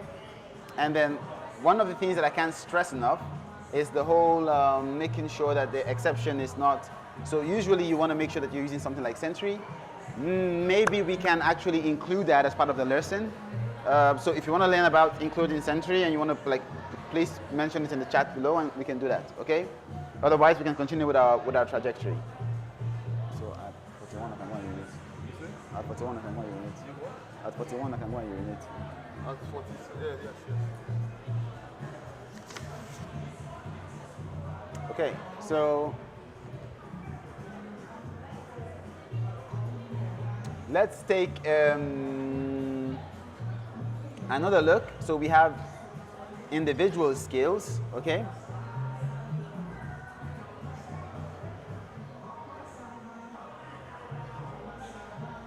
Now, if you take a look at the difference between individual skills and offering companies, you will see that for both of them, offering is first and companies is second, telling you that offering owns the relationship. For individual skills, individual is first and skills is second, telling you that the individual owns the relationship, okay? So we're going to copy this and then we're going to go back into our,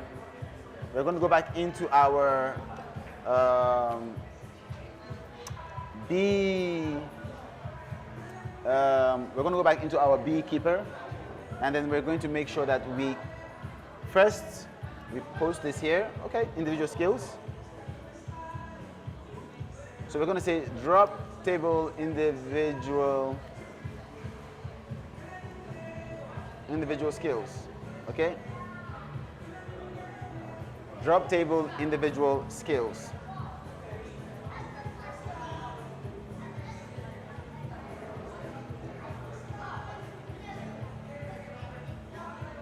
Then we're going to go ahead and paste this, and we're going to do the same thing we did. We're going to say primary key is individual and skill. So the primary key is the individual and the skill, okay? So we go ahead and we create this, and Bob's your uncle. What do you know? Everything worked fine, like it should. So we come back here and we paste down here, and we're good to go. So we need to take this data and put it in the individuals controllers section. But before we do that, we need to go into the individuals route and set up the individuals controllers and set up the handler. Okay, so we come all the way to the bottom, and then we go at JSON 8, okay, at private, and then we say async def attach skills.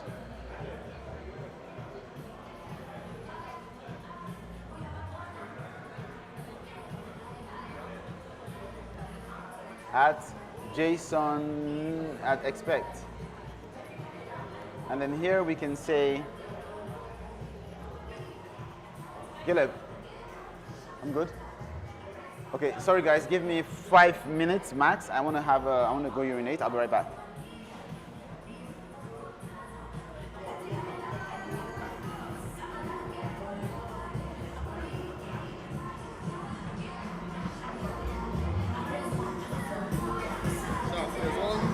Social media influencer that Gentino ran into in the building, he might be coming to shout out to you. Now, you know, go miss you.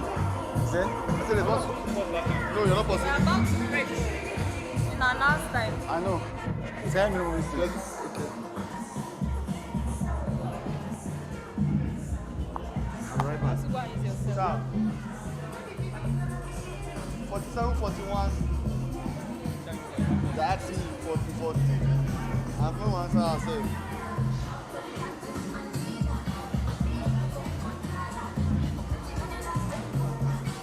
Yes, yes, yes. I was able to talk to him. No, He was busy then. that's not meant to talk to almost everybody that comes. You just smile and continue. Because you can't take break. Where that book did? Alex, where that book did?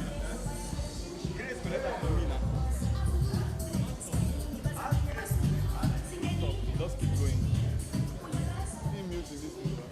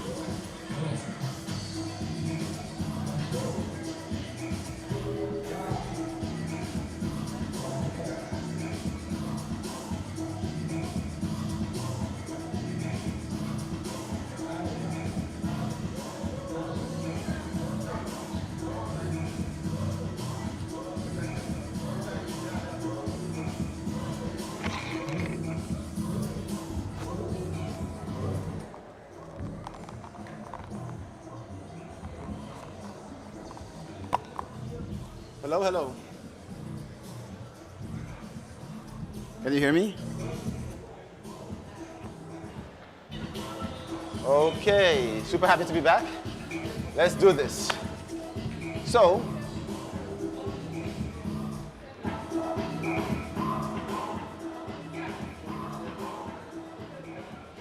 we have the attach scale method that is right here, and similar to the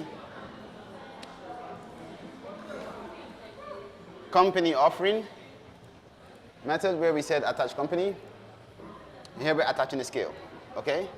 And the scale is going to be an integer, and what is going to be required is going to be the scale.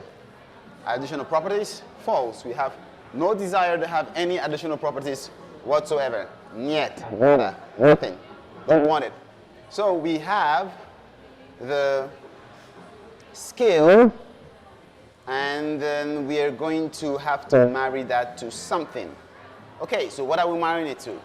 If we come all the way to the individuals route, we will have to create a new route, and it's going to be a post, and then it's going to be individuals, and we're going to use your phone, and we're going to say skills, and we're going to go ahead and say controllers, individuals, add skill.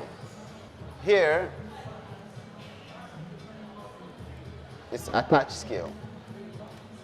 Bad AI. Okay, so attach skill. And then what we want to say then here is we want to.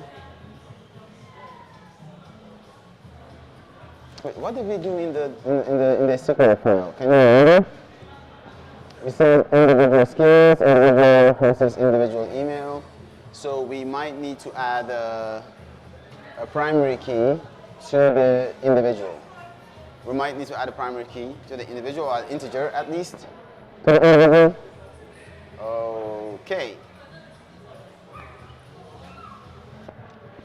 So let's go ahead and take a look at all the different individuals we've had up until this point. We're going to go to the poster.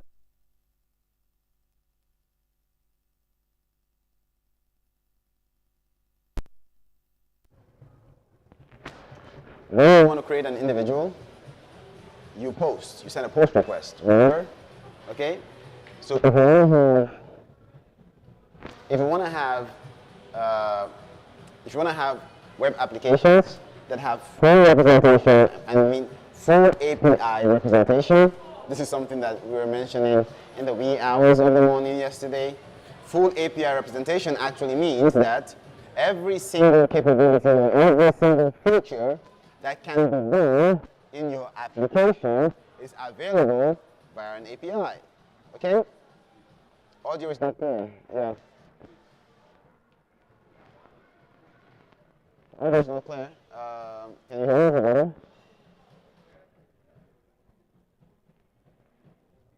Is it better? Hello? Hello? Hello? Hello? Hello? Hello? Hello? Hello? It's not even, yeah, I think it's better. Hello? Can you hear me? Yeah, it's better. I think it's better. It's better, it's better. Yeah. It's better. Okay, so if you want to have a full representation of your API, you want to have full representation of your API, okay? Then every single capability, every single functionality, anything that can be done on your application should be available via an API, okay? Anything that can be done on your application should be available via an API. So we are going to have to add a couple of more functionalities to our API as we learn more about hypermedia as the engine of application state. But before we do that, we want to make sure that we dot our I's and cross our T's for the tables we created that don't necessarily have a proper way of identifying and or of particular import is going to be the individuals table. Okay? So let's take a look at the HTTP source of truth that we have, and let's get individuals. So we have Jon Snow, okay, Lord Commander, Night Watch, Castle Black.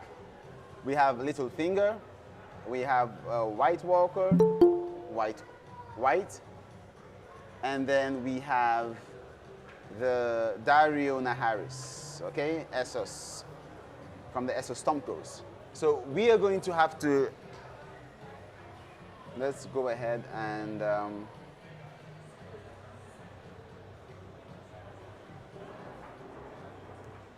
let's go ahead and copy, and we are going to drop this table.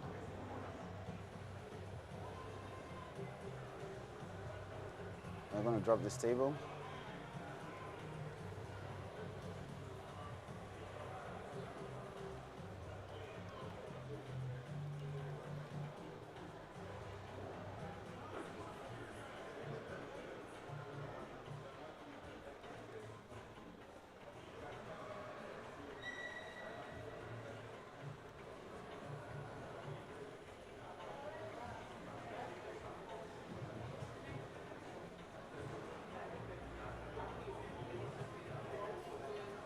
So we're going to come here and we're going to take a look at the individuals table. We take a look at the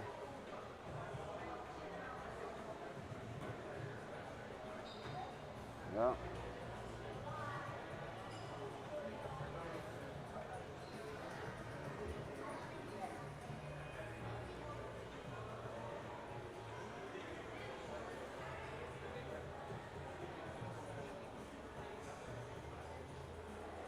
So now we're going to add an ID, and it's going to be an int, and it will be the primary key generated always as identity, and it's going to start at 1000. Now we're going to have to remove email and just make it unique, not null, okay? And we're going to go ahead and create this. Now we have a new sheriff in town. We have a table that is friendlier, okay? Then we're going to also go ahead and touch a couple of things like the individual scale. We had to drop the table. I believe we dropped it. I'm not quite sure if we did. I think we did. But just to confirm. Yeah, we didn't drop it. Okay, so now we're going to create this table again, and this time we're going to say references individuals is going to be ID, and the individual is going to be an int, and the skill is going to be an int, and then the primary key will be the individual and the skill, and we run the selection, and we have beautiful, beautiful confirmation from the database that everything works as it should. Okay, so we are going to come back here and let's paste the command that we demoed in the individual skills. Okay, so now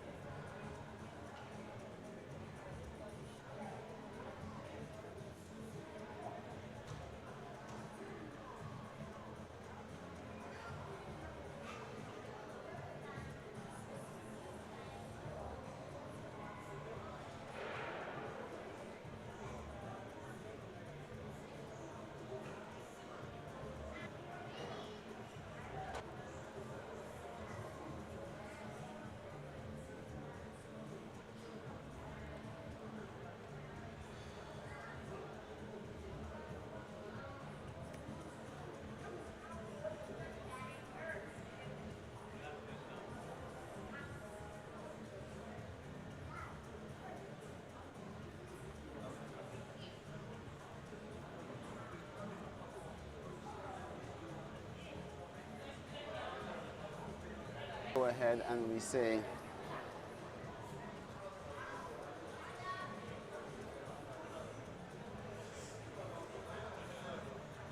okay. So let's go ahead and let's go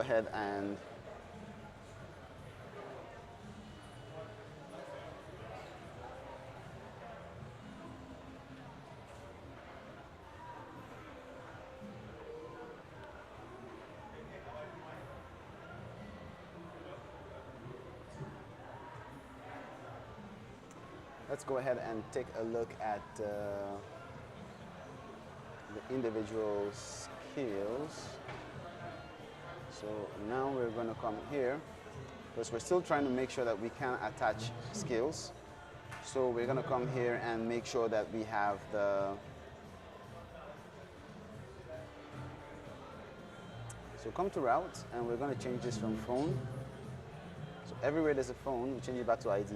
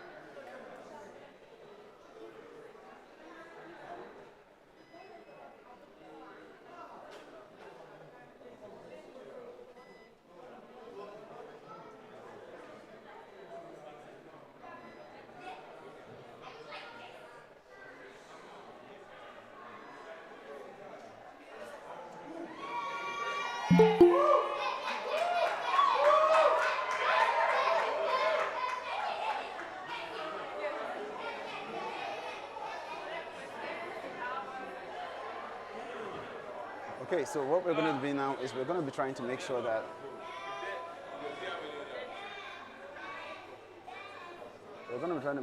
we are able to attach this scale. There is no side effect. There is no side effect. So one of the things that So when we take a look at the attach skill function, we're going to try to run it one more time and see what news or what result we get back. Okay, so we have here skills, individuals. We need to change this. We need to change this. So let's send request 1000, 1001, 1002, 1002, and then here we need to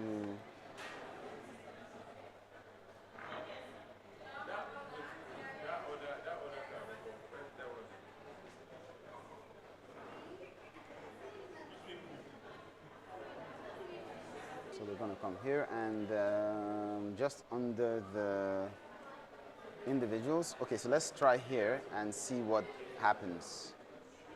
Okay, so first we're going to say individuals and we're going to give it an ID, and then we're going to say skills, and it's going to be a post request, and the only thing that we need inside here is going to be the skill, and that has to be a skill ID, so it's going to be a number. Okay, now the reason why we're using a number is because the primary key for skills is a number. The joining key is the same number, so we have to use a number. Okay, we have to use a number. Now, before we went and changed the structure of the table, one of the things that we did is we used a candidate key. Now, this is not something that we might have mentioned, but a candidate key is surrogate primary key. Anything that can stand in as a primary key, or anything that can also uniquely identify a row apart from the primary key. Okay, so we're using the phone number, but then when you take a look at the relationship that exists between an individual and a skill, we cannot use the phone number as a replacement without necessarily needing to do some ninjutsu to make that work. Okay, so we're going to use the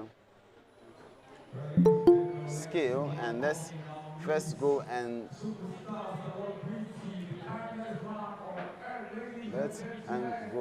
pick.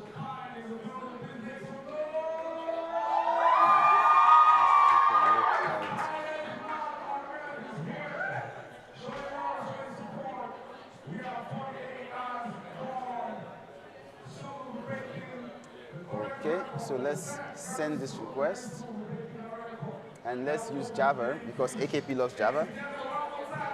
Okay.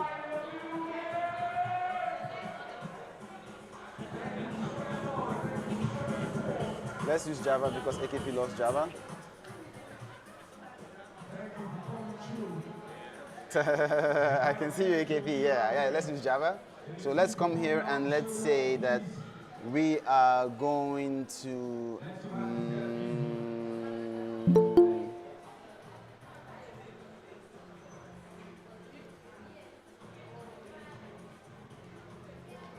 we're going to have to use the, where is it? We have not the offerings, not the skills, individuals, and then yes. So the skill, this skill here is the one for Java. So we're going to post this, and expectation failed. Now expectation failed, expectation failed, expectation failed. Let's take a look at the attached skill. Expectation failed. We say accept. Okay. Now, of course, it's going to fail because we have just try await OP update run. Like that is not a. That is rubbish. Okay. That is just bad. Okay. So what we want to do here is we want to say, because we need even the operation.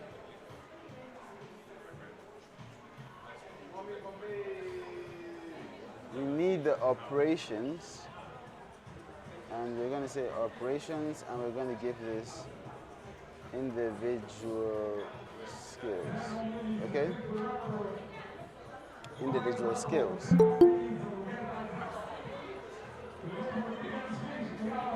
Individual skills.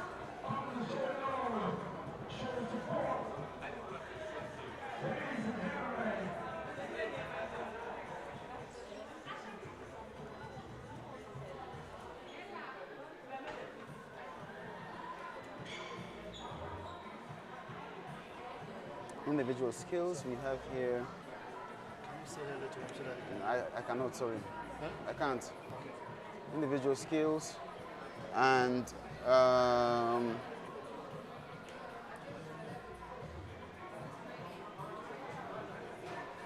so one of the things that we have to do here is, okay, so we are going to get the name of the table. The name of the table is individual skills. We have that correctly, and we're putting that here. So inside here, we're going to say operation is equals to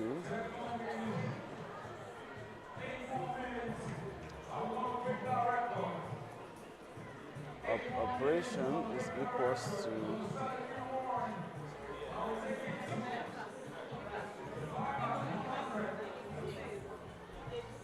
text of individual skills up.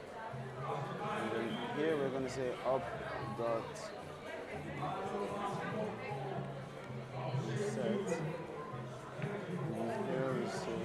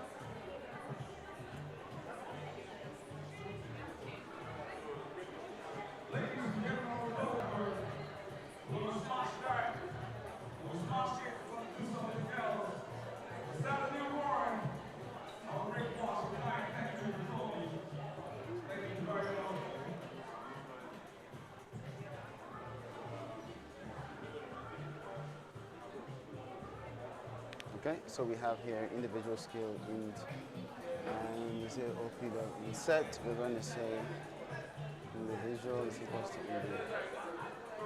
individual skill is equals to skill, and then we say that run. Okay, so we're going to do this.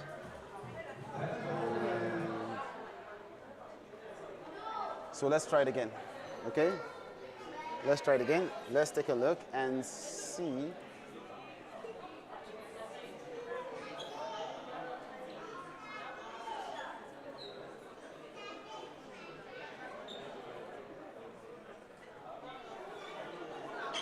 Let's go ahead and then try to do this. Let's send request to accepted.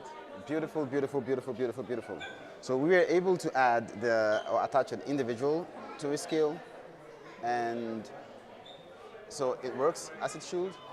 Some of the things that we'll have to later on do would be to make sure that only the current individual should be able to attach themselves to a skill. That's what we should do. And we'll probably get that from the current profile. So something that we should be able to do is to change the authentication. So let's come here. Let's come to users/up, come to authenticate, and then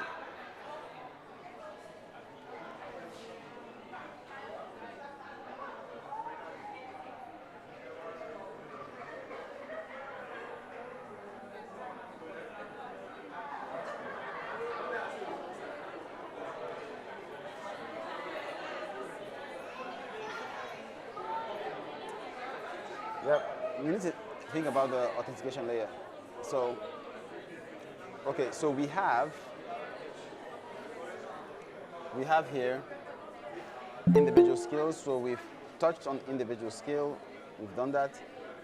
We've touched on campaigns, but we haven't touched on locations, and locations is actually quite crucial as well, because locations are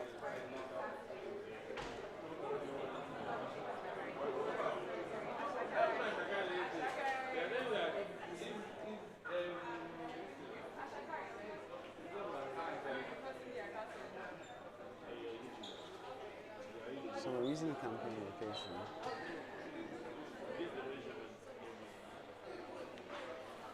We need a way to get the location, so we need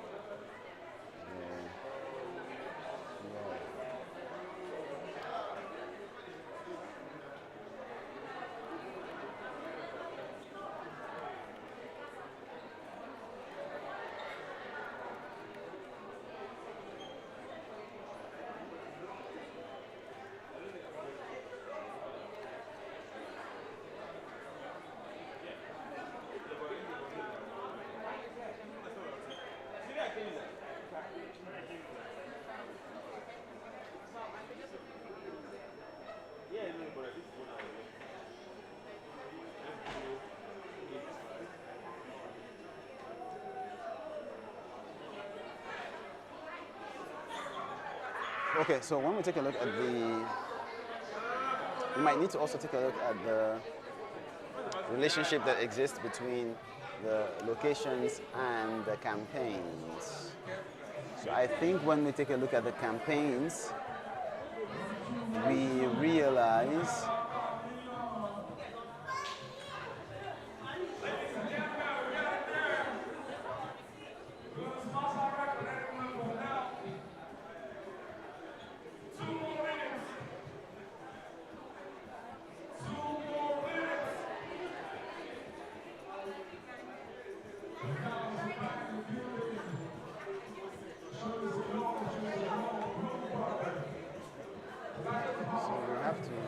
we already changed. I see.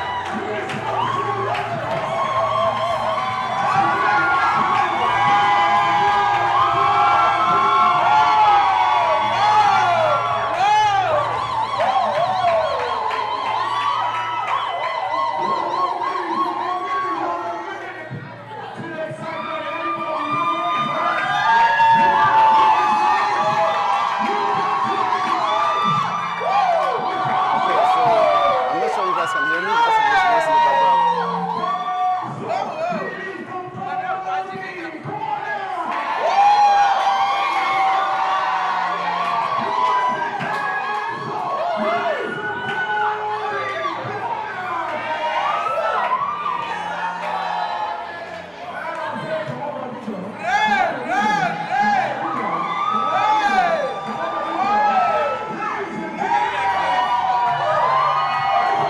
is that thing? They want to break records. You want to give them.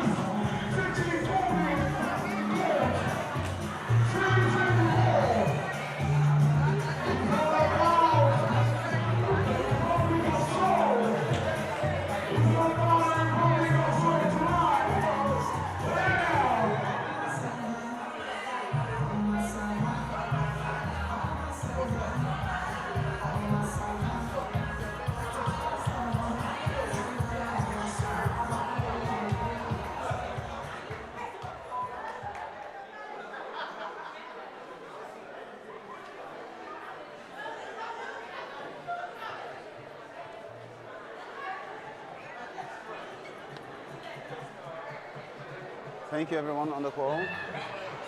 Thank you, thank you, thank you. There was a lot of celebration when we passed the mark for the previous record holder. We're still going strong on our way to set a new record. We have broken the previous record and we're now setting a new record as we go along. I appreciate all of you. We move, we move, we move, we move, we move. Still we continue coding, still we continue teaching, still we continue learning.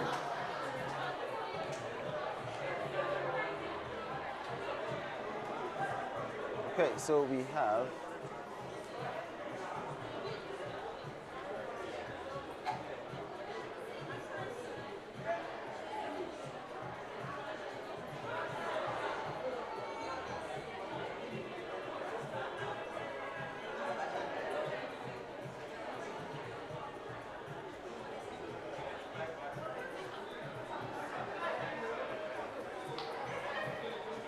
so when we take a look at the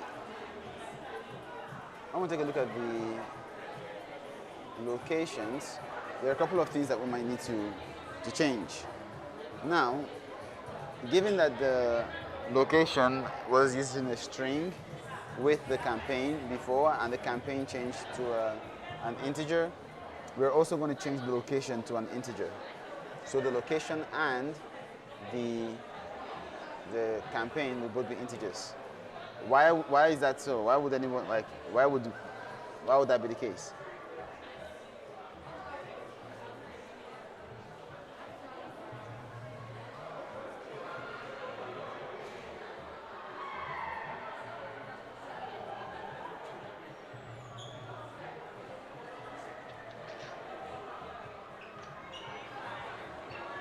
Anyone? Why would that be the case? Or we are all celebrating?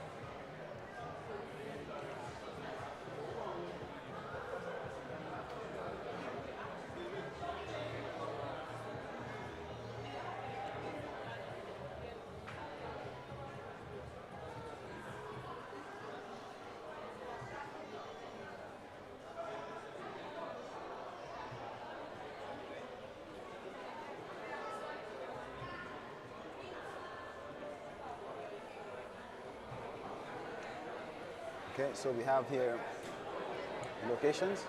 We just created that. And so let's see if we can create campaign locations again. Okay, so we have the two and we're good to go. So we have resolved the slight issue that we were having.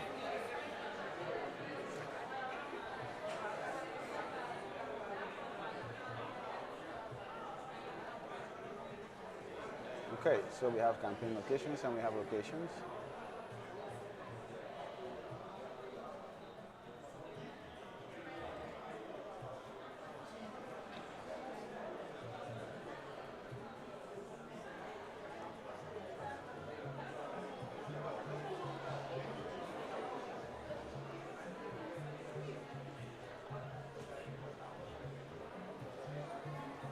So we have here the skills.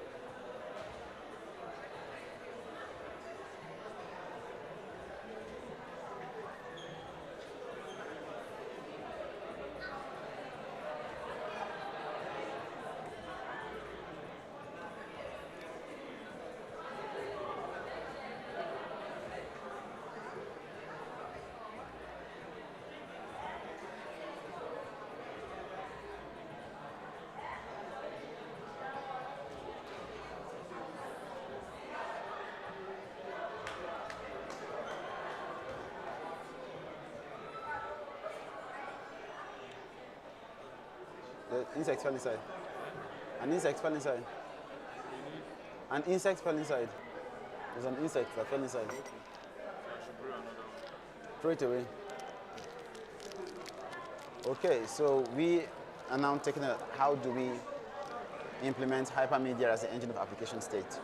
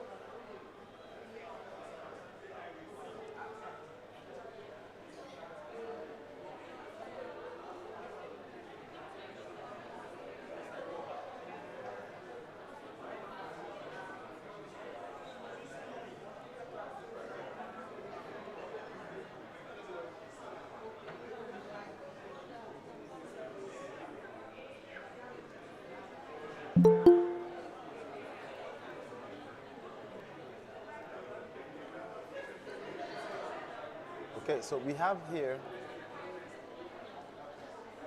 a couple of ways to go about, because we want to also show to an individual what their skills are.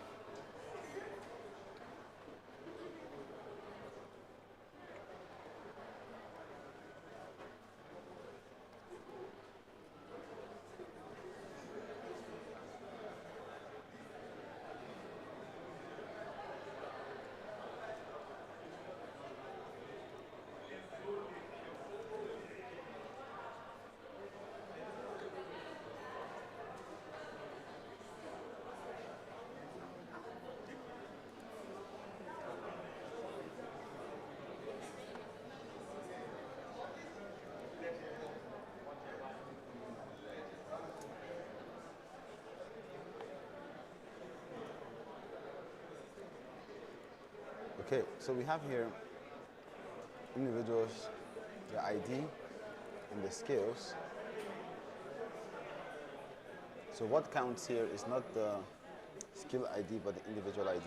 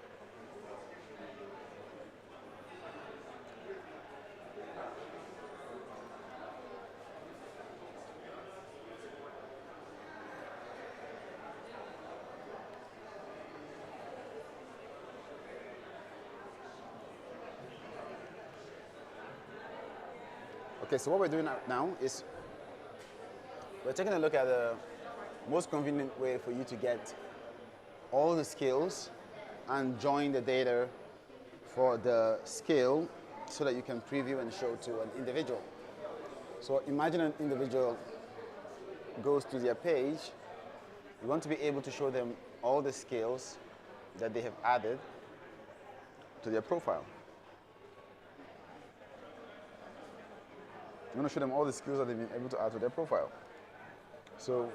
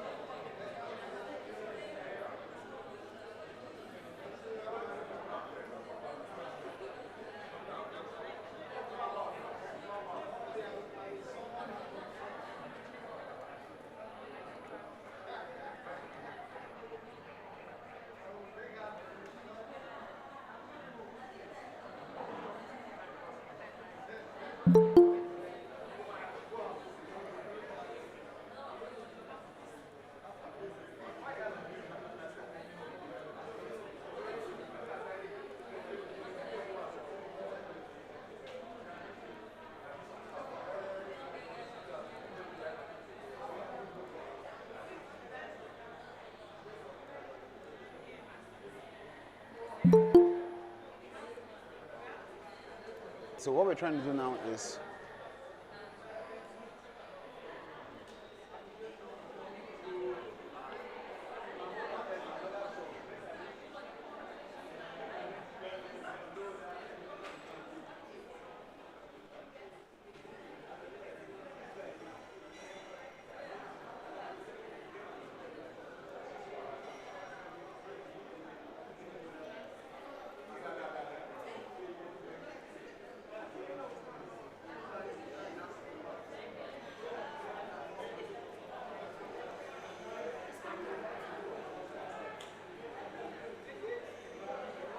okay, so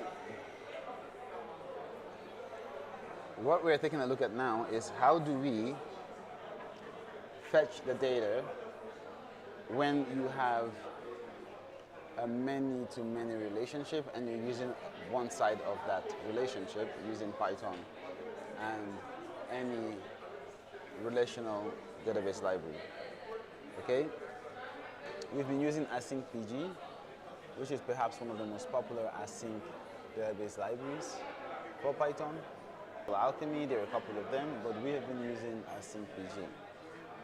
okay, with a tin wrapper on top of it, with a tin wrapper on top of that, and that tin wrapper is operation. The tin wrapper is operation. The tin wrapper is operation. So what then, or how then do we get? So we have a many-to-many relationship, okay? One side of it is heavier, and we want to use the side that is heavier to get data from the table. Much appreciated everyone, much appreciated. Thank you, thank you, thank you, thank you, thank you. A new record for a larger record number. So thank you, thank you, thank you, thank you. So how do you get the many-to-many? How do you get the many-to-many in using Python and using? So that's what we're going to be working on now, and I'm going to be giving an explanation of what exactly we're doing. We'll be writing as close to SQL as possible. That's why we have chosen the library that we have chosen, as opposed to using an ORM that does all the magic behind the scenes. We're not here to teach a specific flavor of something. We want to teach web development, so we choose the most minimal frameworks across every cadre, and then you have to write a lot of the low-level primitives yourself, so you can get a deeper, more appreciated view of the language. Okay, so given all that has been said, how do we create that relationship? The first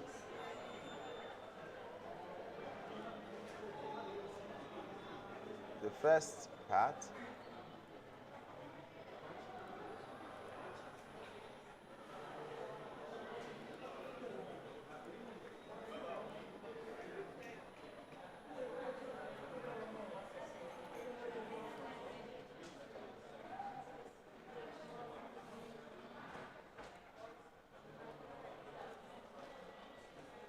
okay, so now we are able to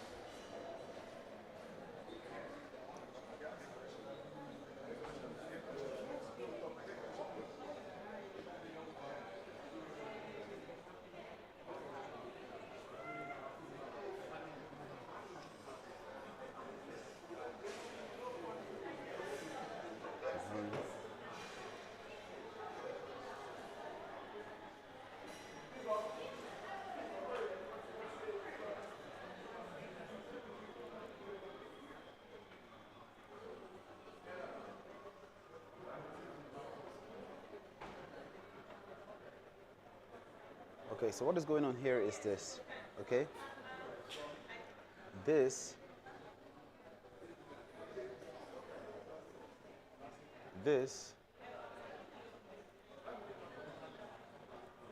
is what we are trying to, so if we bring the data from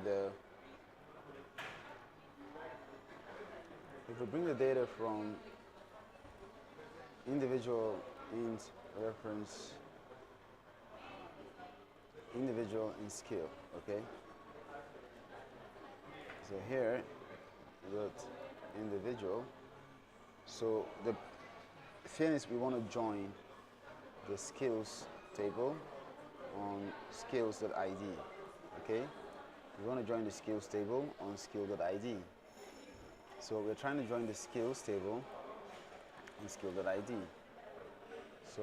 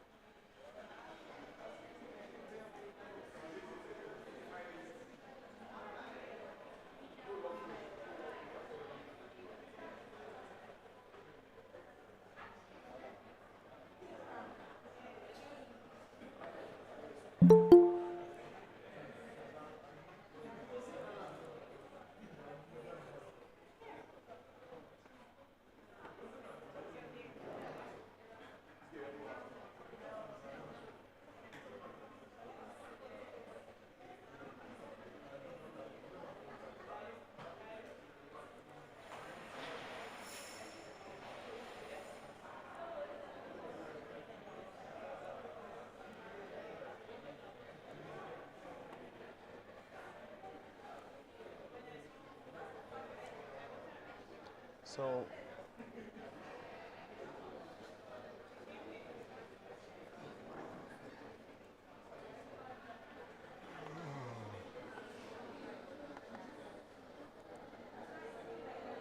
here we have we're trying to debug the example that we gave. We're trying to debug the example that we gave. We're trying to debug the example that we gave, and then there's a syntax error near join, so we might have to take a look. So let's say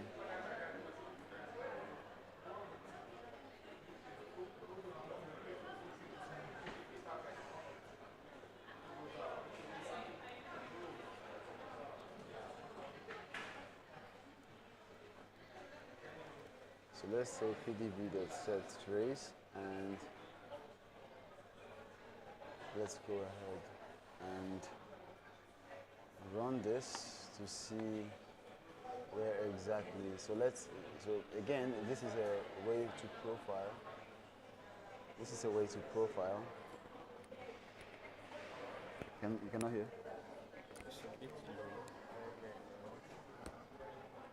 This is a way to profile and get to the heart of when you're encountering issues as you write code, okay?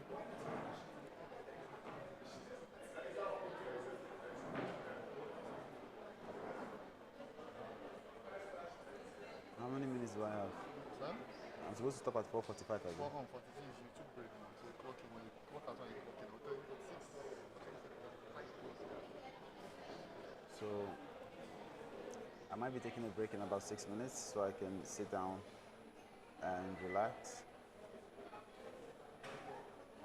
I think I should have about 1 hour of rest. Yeah, I think about 1 hour of rest. And then we continue again. 1 hour of rest and we continue again. Okay, so here we want to run this. Let's go ahead and send this request. Let's go ahead and send. Did you watch the code very well? Yes. Thank you. Thank you very much.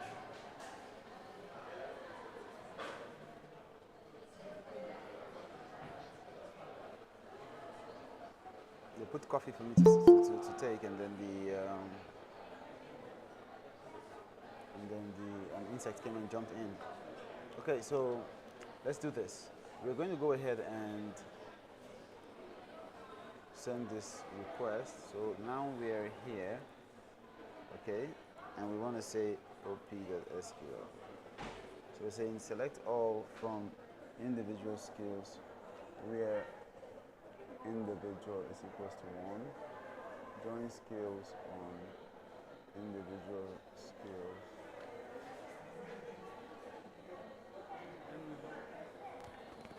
So select all from individual skills.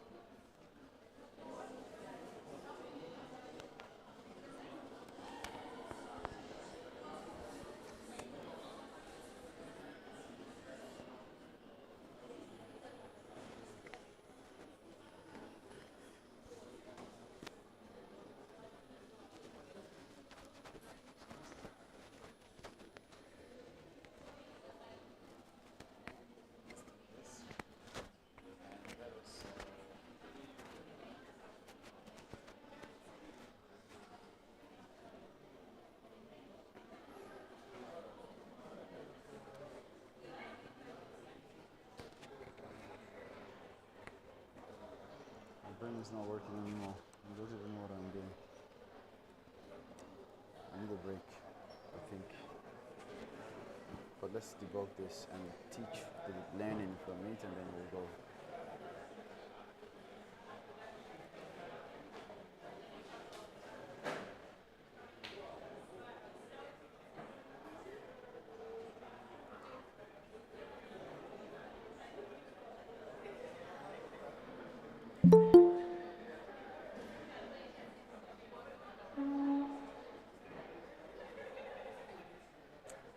I keep doing this thing, I don't know why.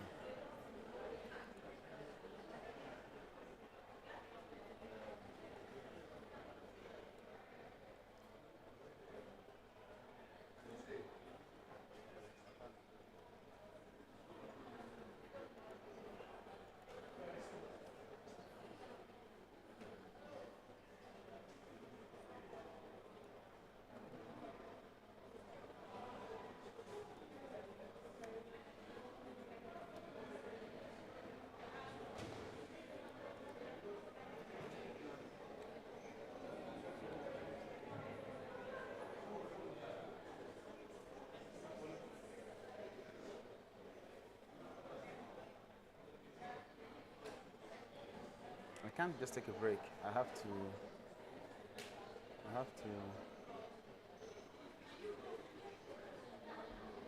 Hello, can you hear me? Hello? Can you hear me? Okay. I had someone in the chat say I was not audible. Okay, so beautiful, beautiful, beautiful.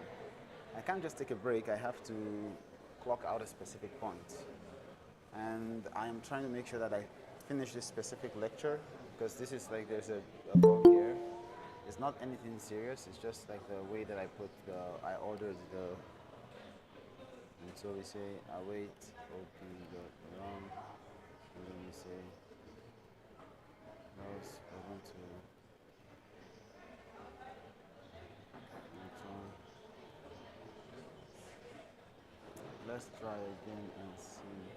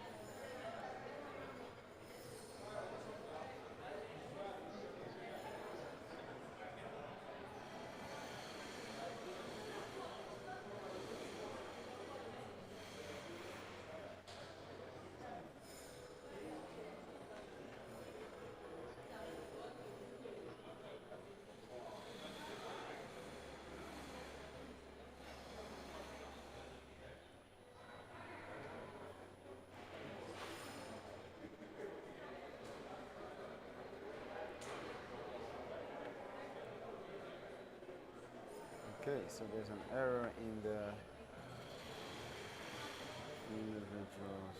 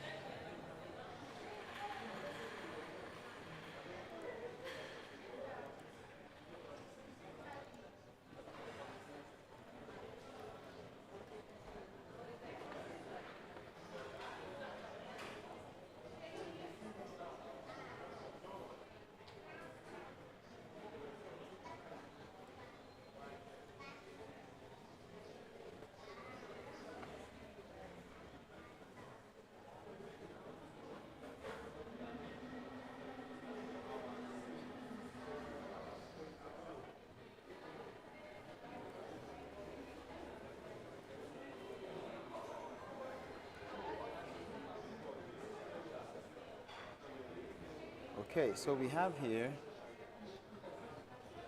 the get skills, and when we say we want to get the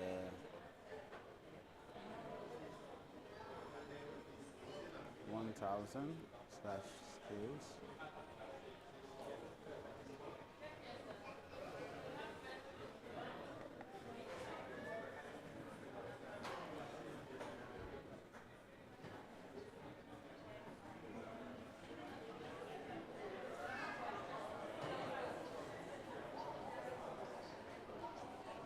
I will take a short break and I'll come back in a few minutes.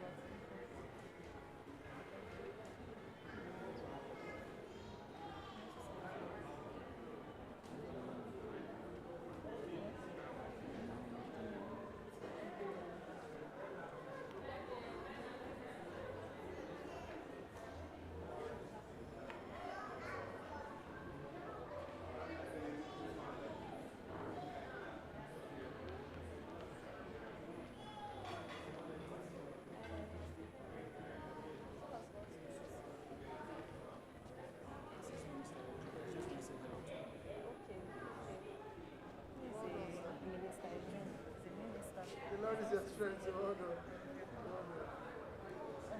Welcome, sir.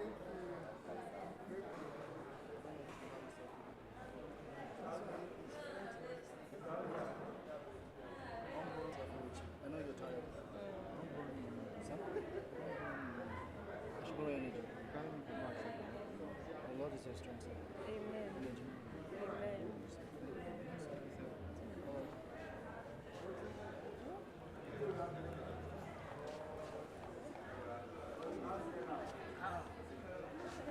This rest. Are you all right?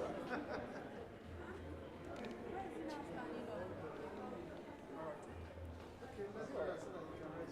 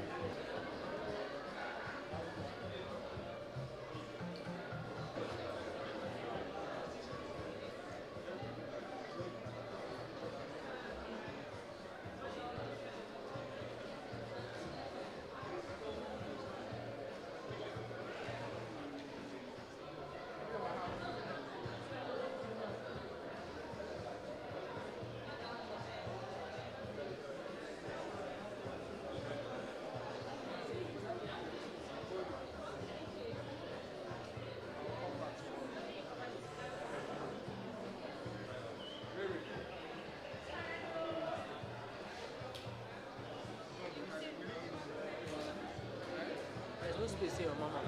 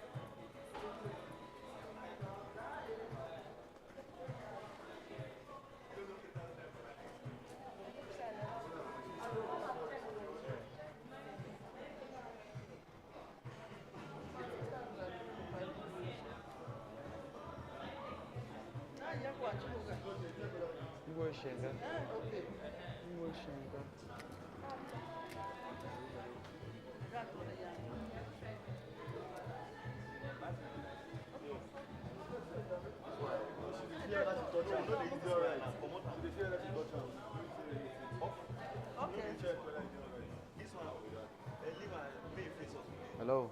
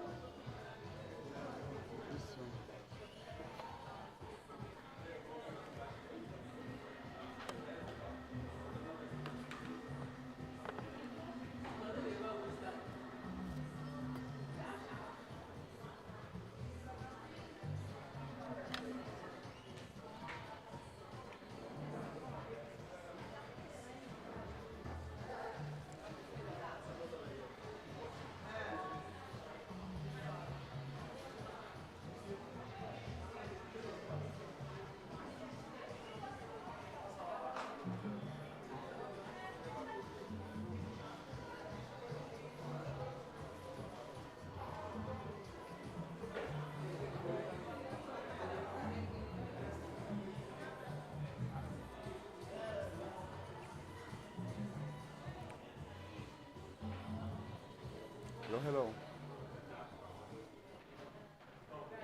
Hello, hello. Hello, hello. How's it going?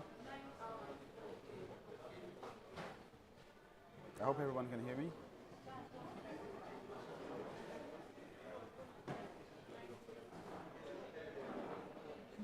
I hope everyone can hear me.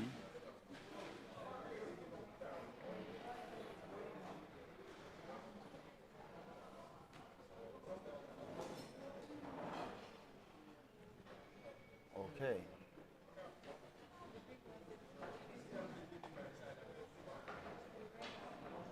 So, we can continue. We can continue from where we stopped. So,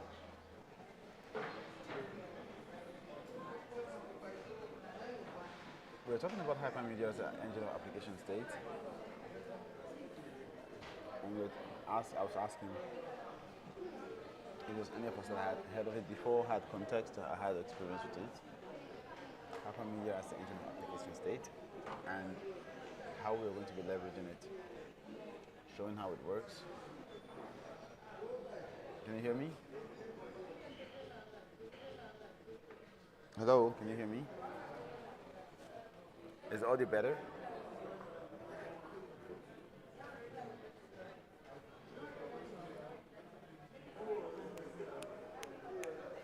Audio is bad. Audio is bad.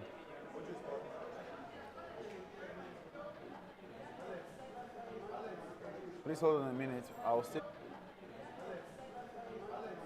Please hold on a minute. I'll be typing. I'll be typing as. But on the call, it says it's slow.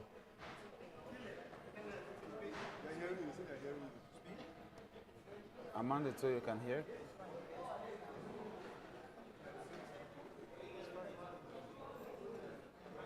It's okay. Okay, so we're going to take a look at the hypermedia as the engine of application state now.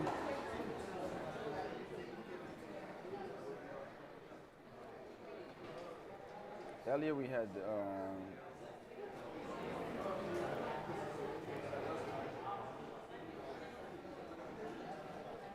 had talked about fixing a problem that cropped up when we were trying to join a many-to-many table.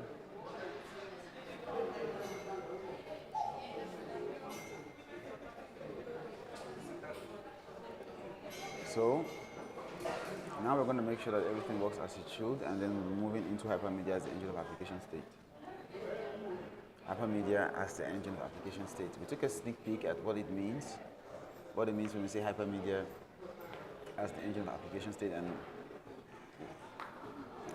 continue the common theme of having a full-fledged API-first product where everything that is possible on your product is also possible via an API. So, when we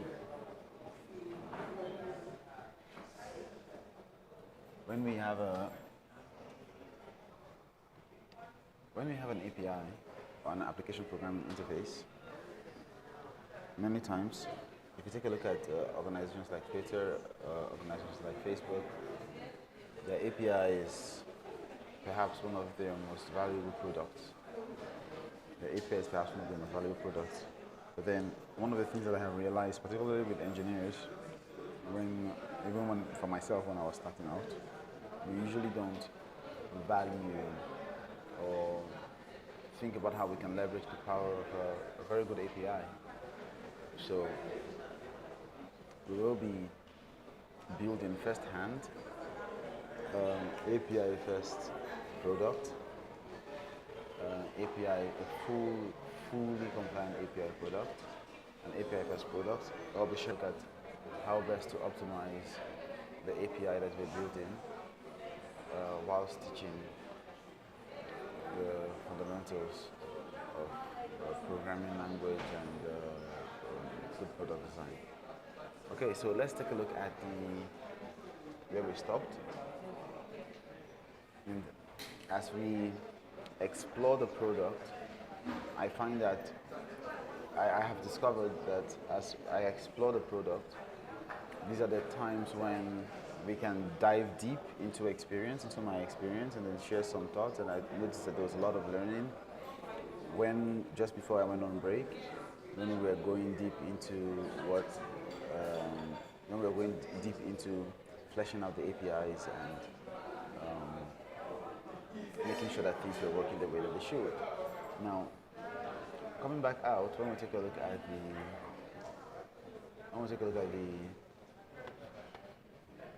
.http file that we have.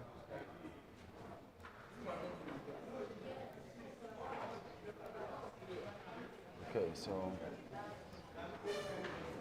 let us take a look at the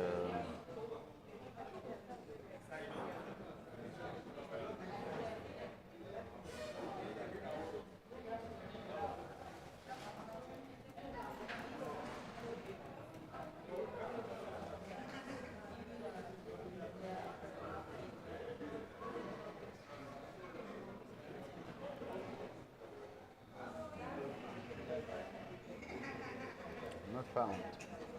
Okay, so before we went on break, we were working on fixing one of the APIs where we had a many-to-many relationship between. We had a one-sided many-to-many relationship, or a heavy, where there is ownership, passive ownership, on the one hand, and we're trying to troubleshoot to make sure that the get skills endpoint works, and then share the learnings from that experience or from that exercise. Now, taking a look at the response that we get from the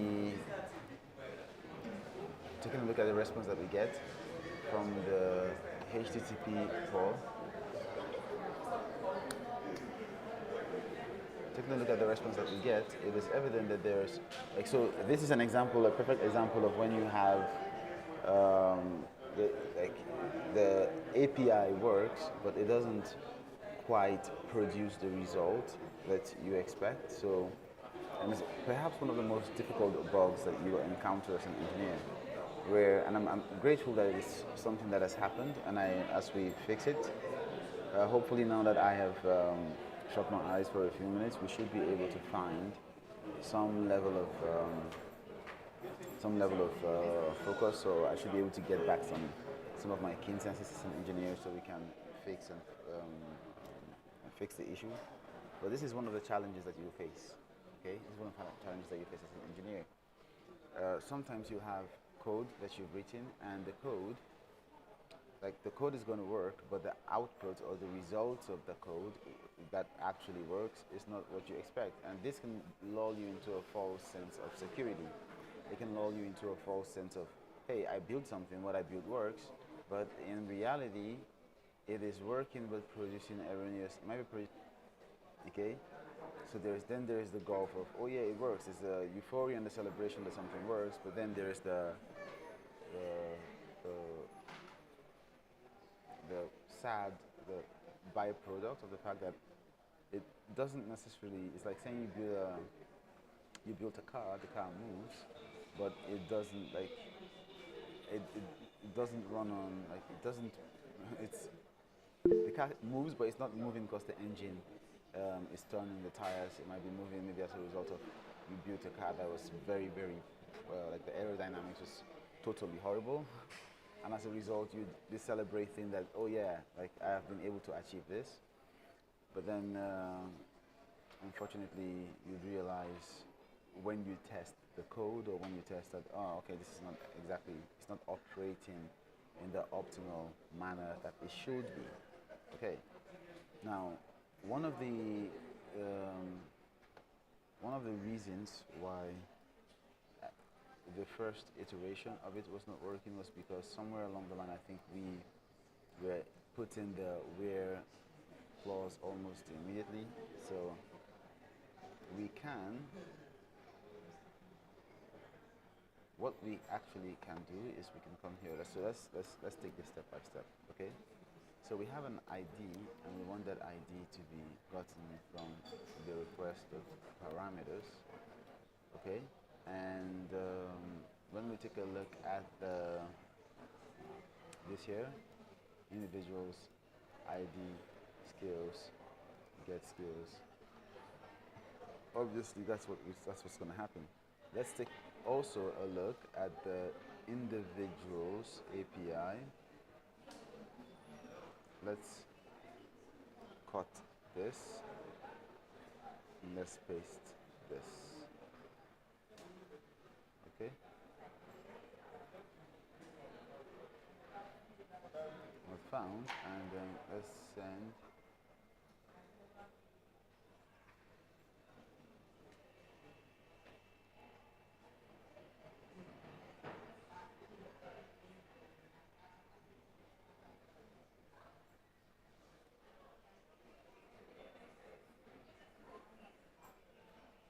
So let's take a look at the data itself.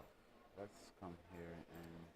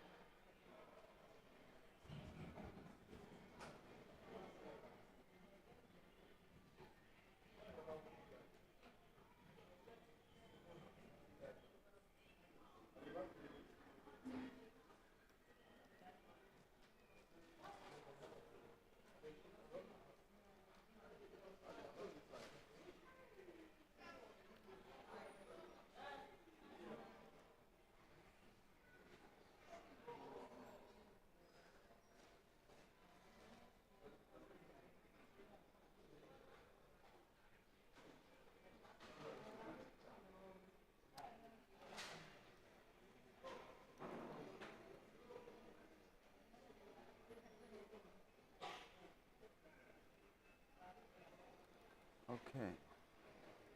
Now, one of the things that we're going to try to do is to replicate that command.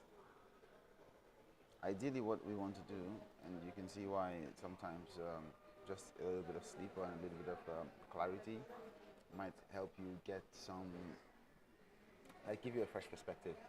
In my experience, one of the things that has, like there are many times over over the course of my career where I have spent almost 1 hour, even during the course of the challenge. There's a time where I spent a lot of, I was just looking at the code and I was like, what's going on here? And it turns out that you get tunnel vision very, very quickly. So it is super important that you take steps, and then come back to the same problem with a fresh pair of eyes. Chances are you'll find whatever the solution to the problem is. Let's take a look again at what's going on here. We can choose to select just a few things from individual skills.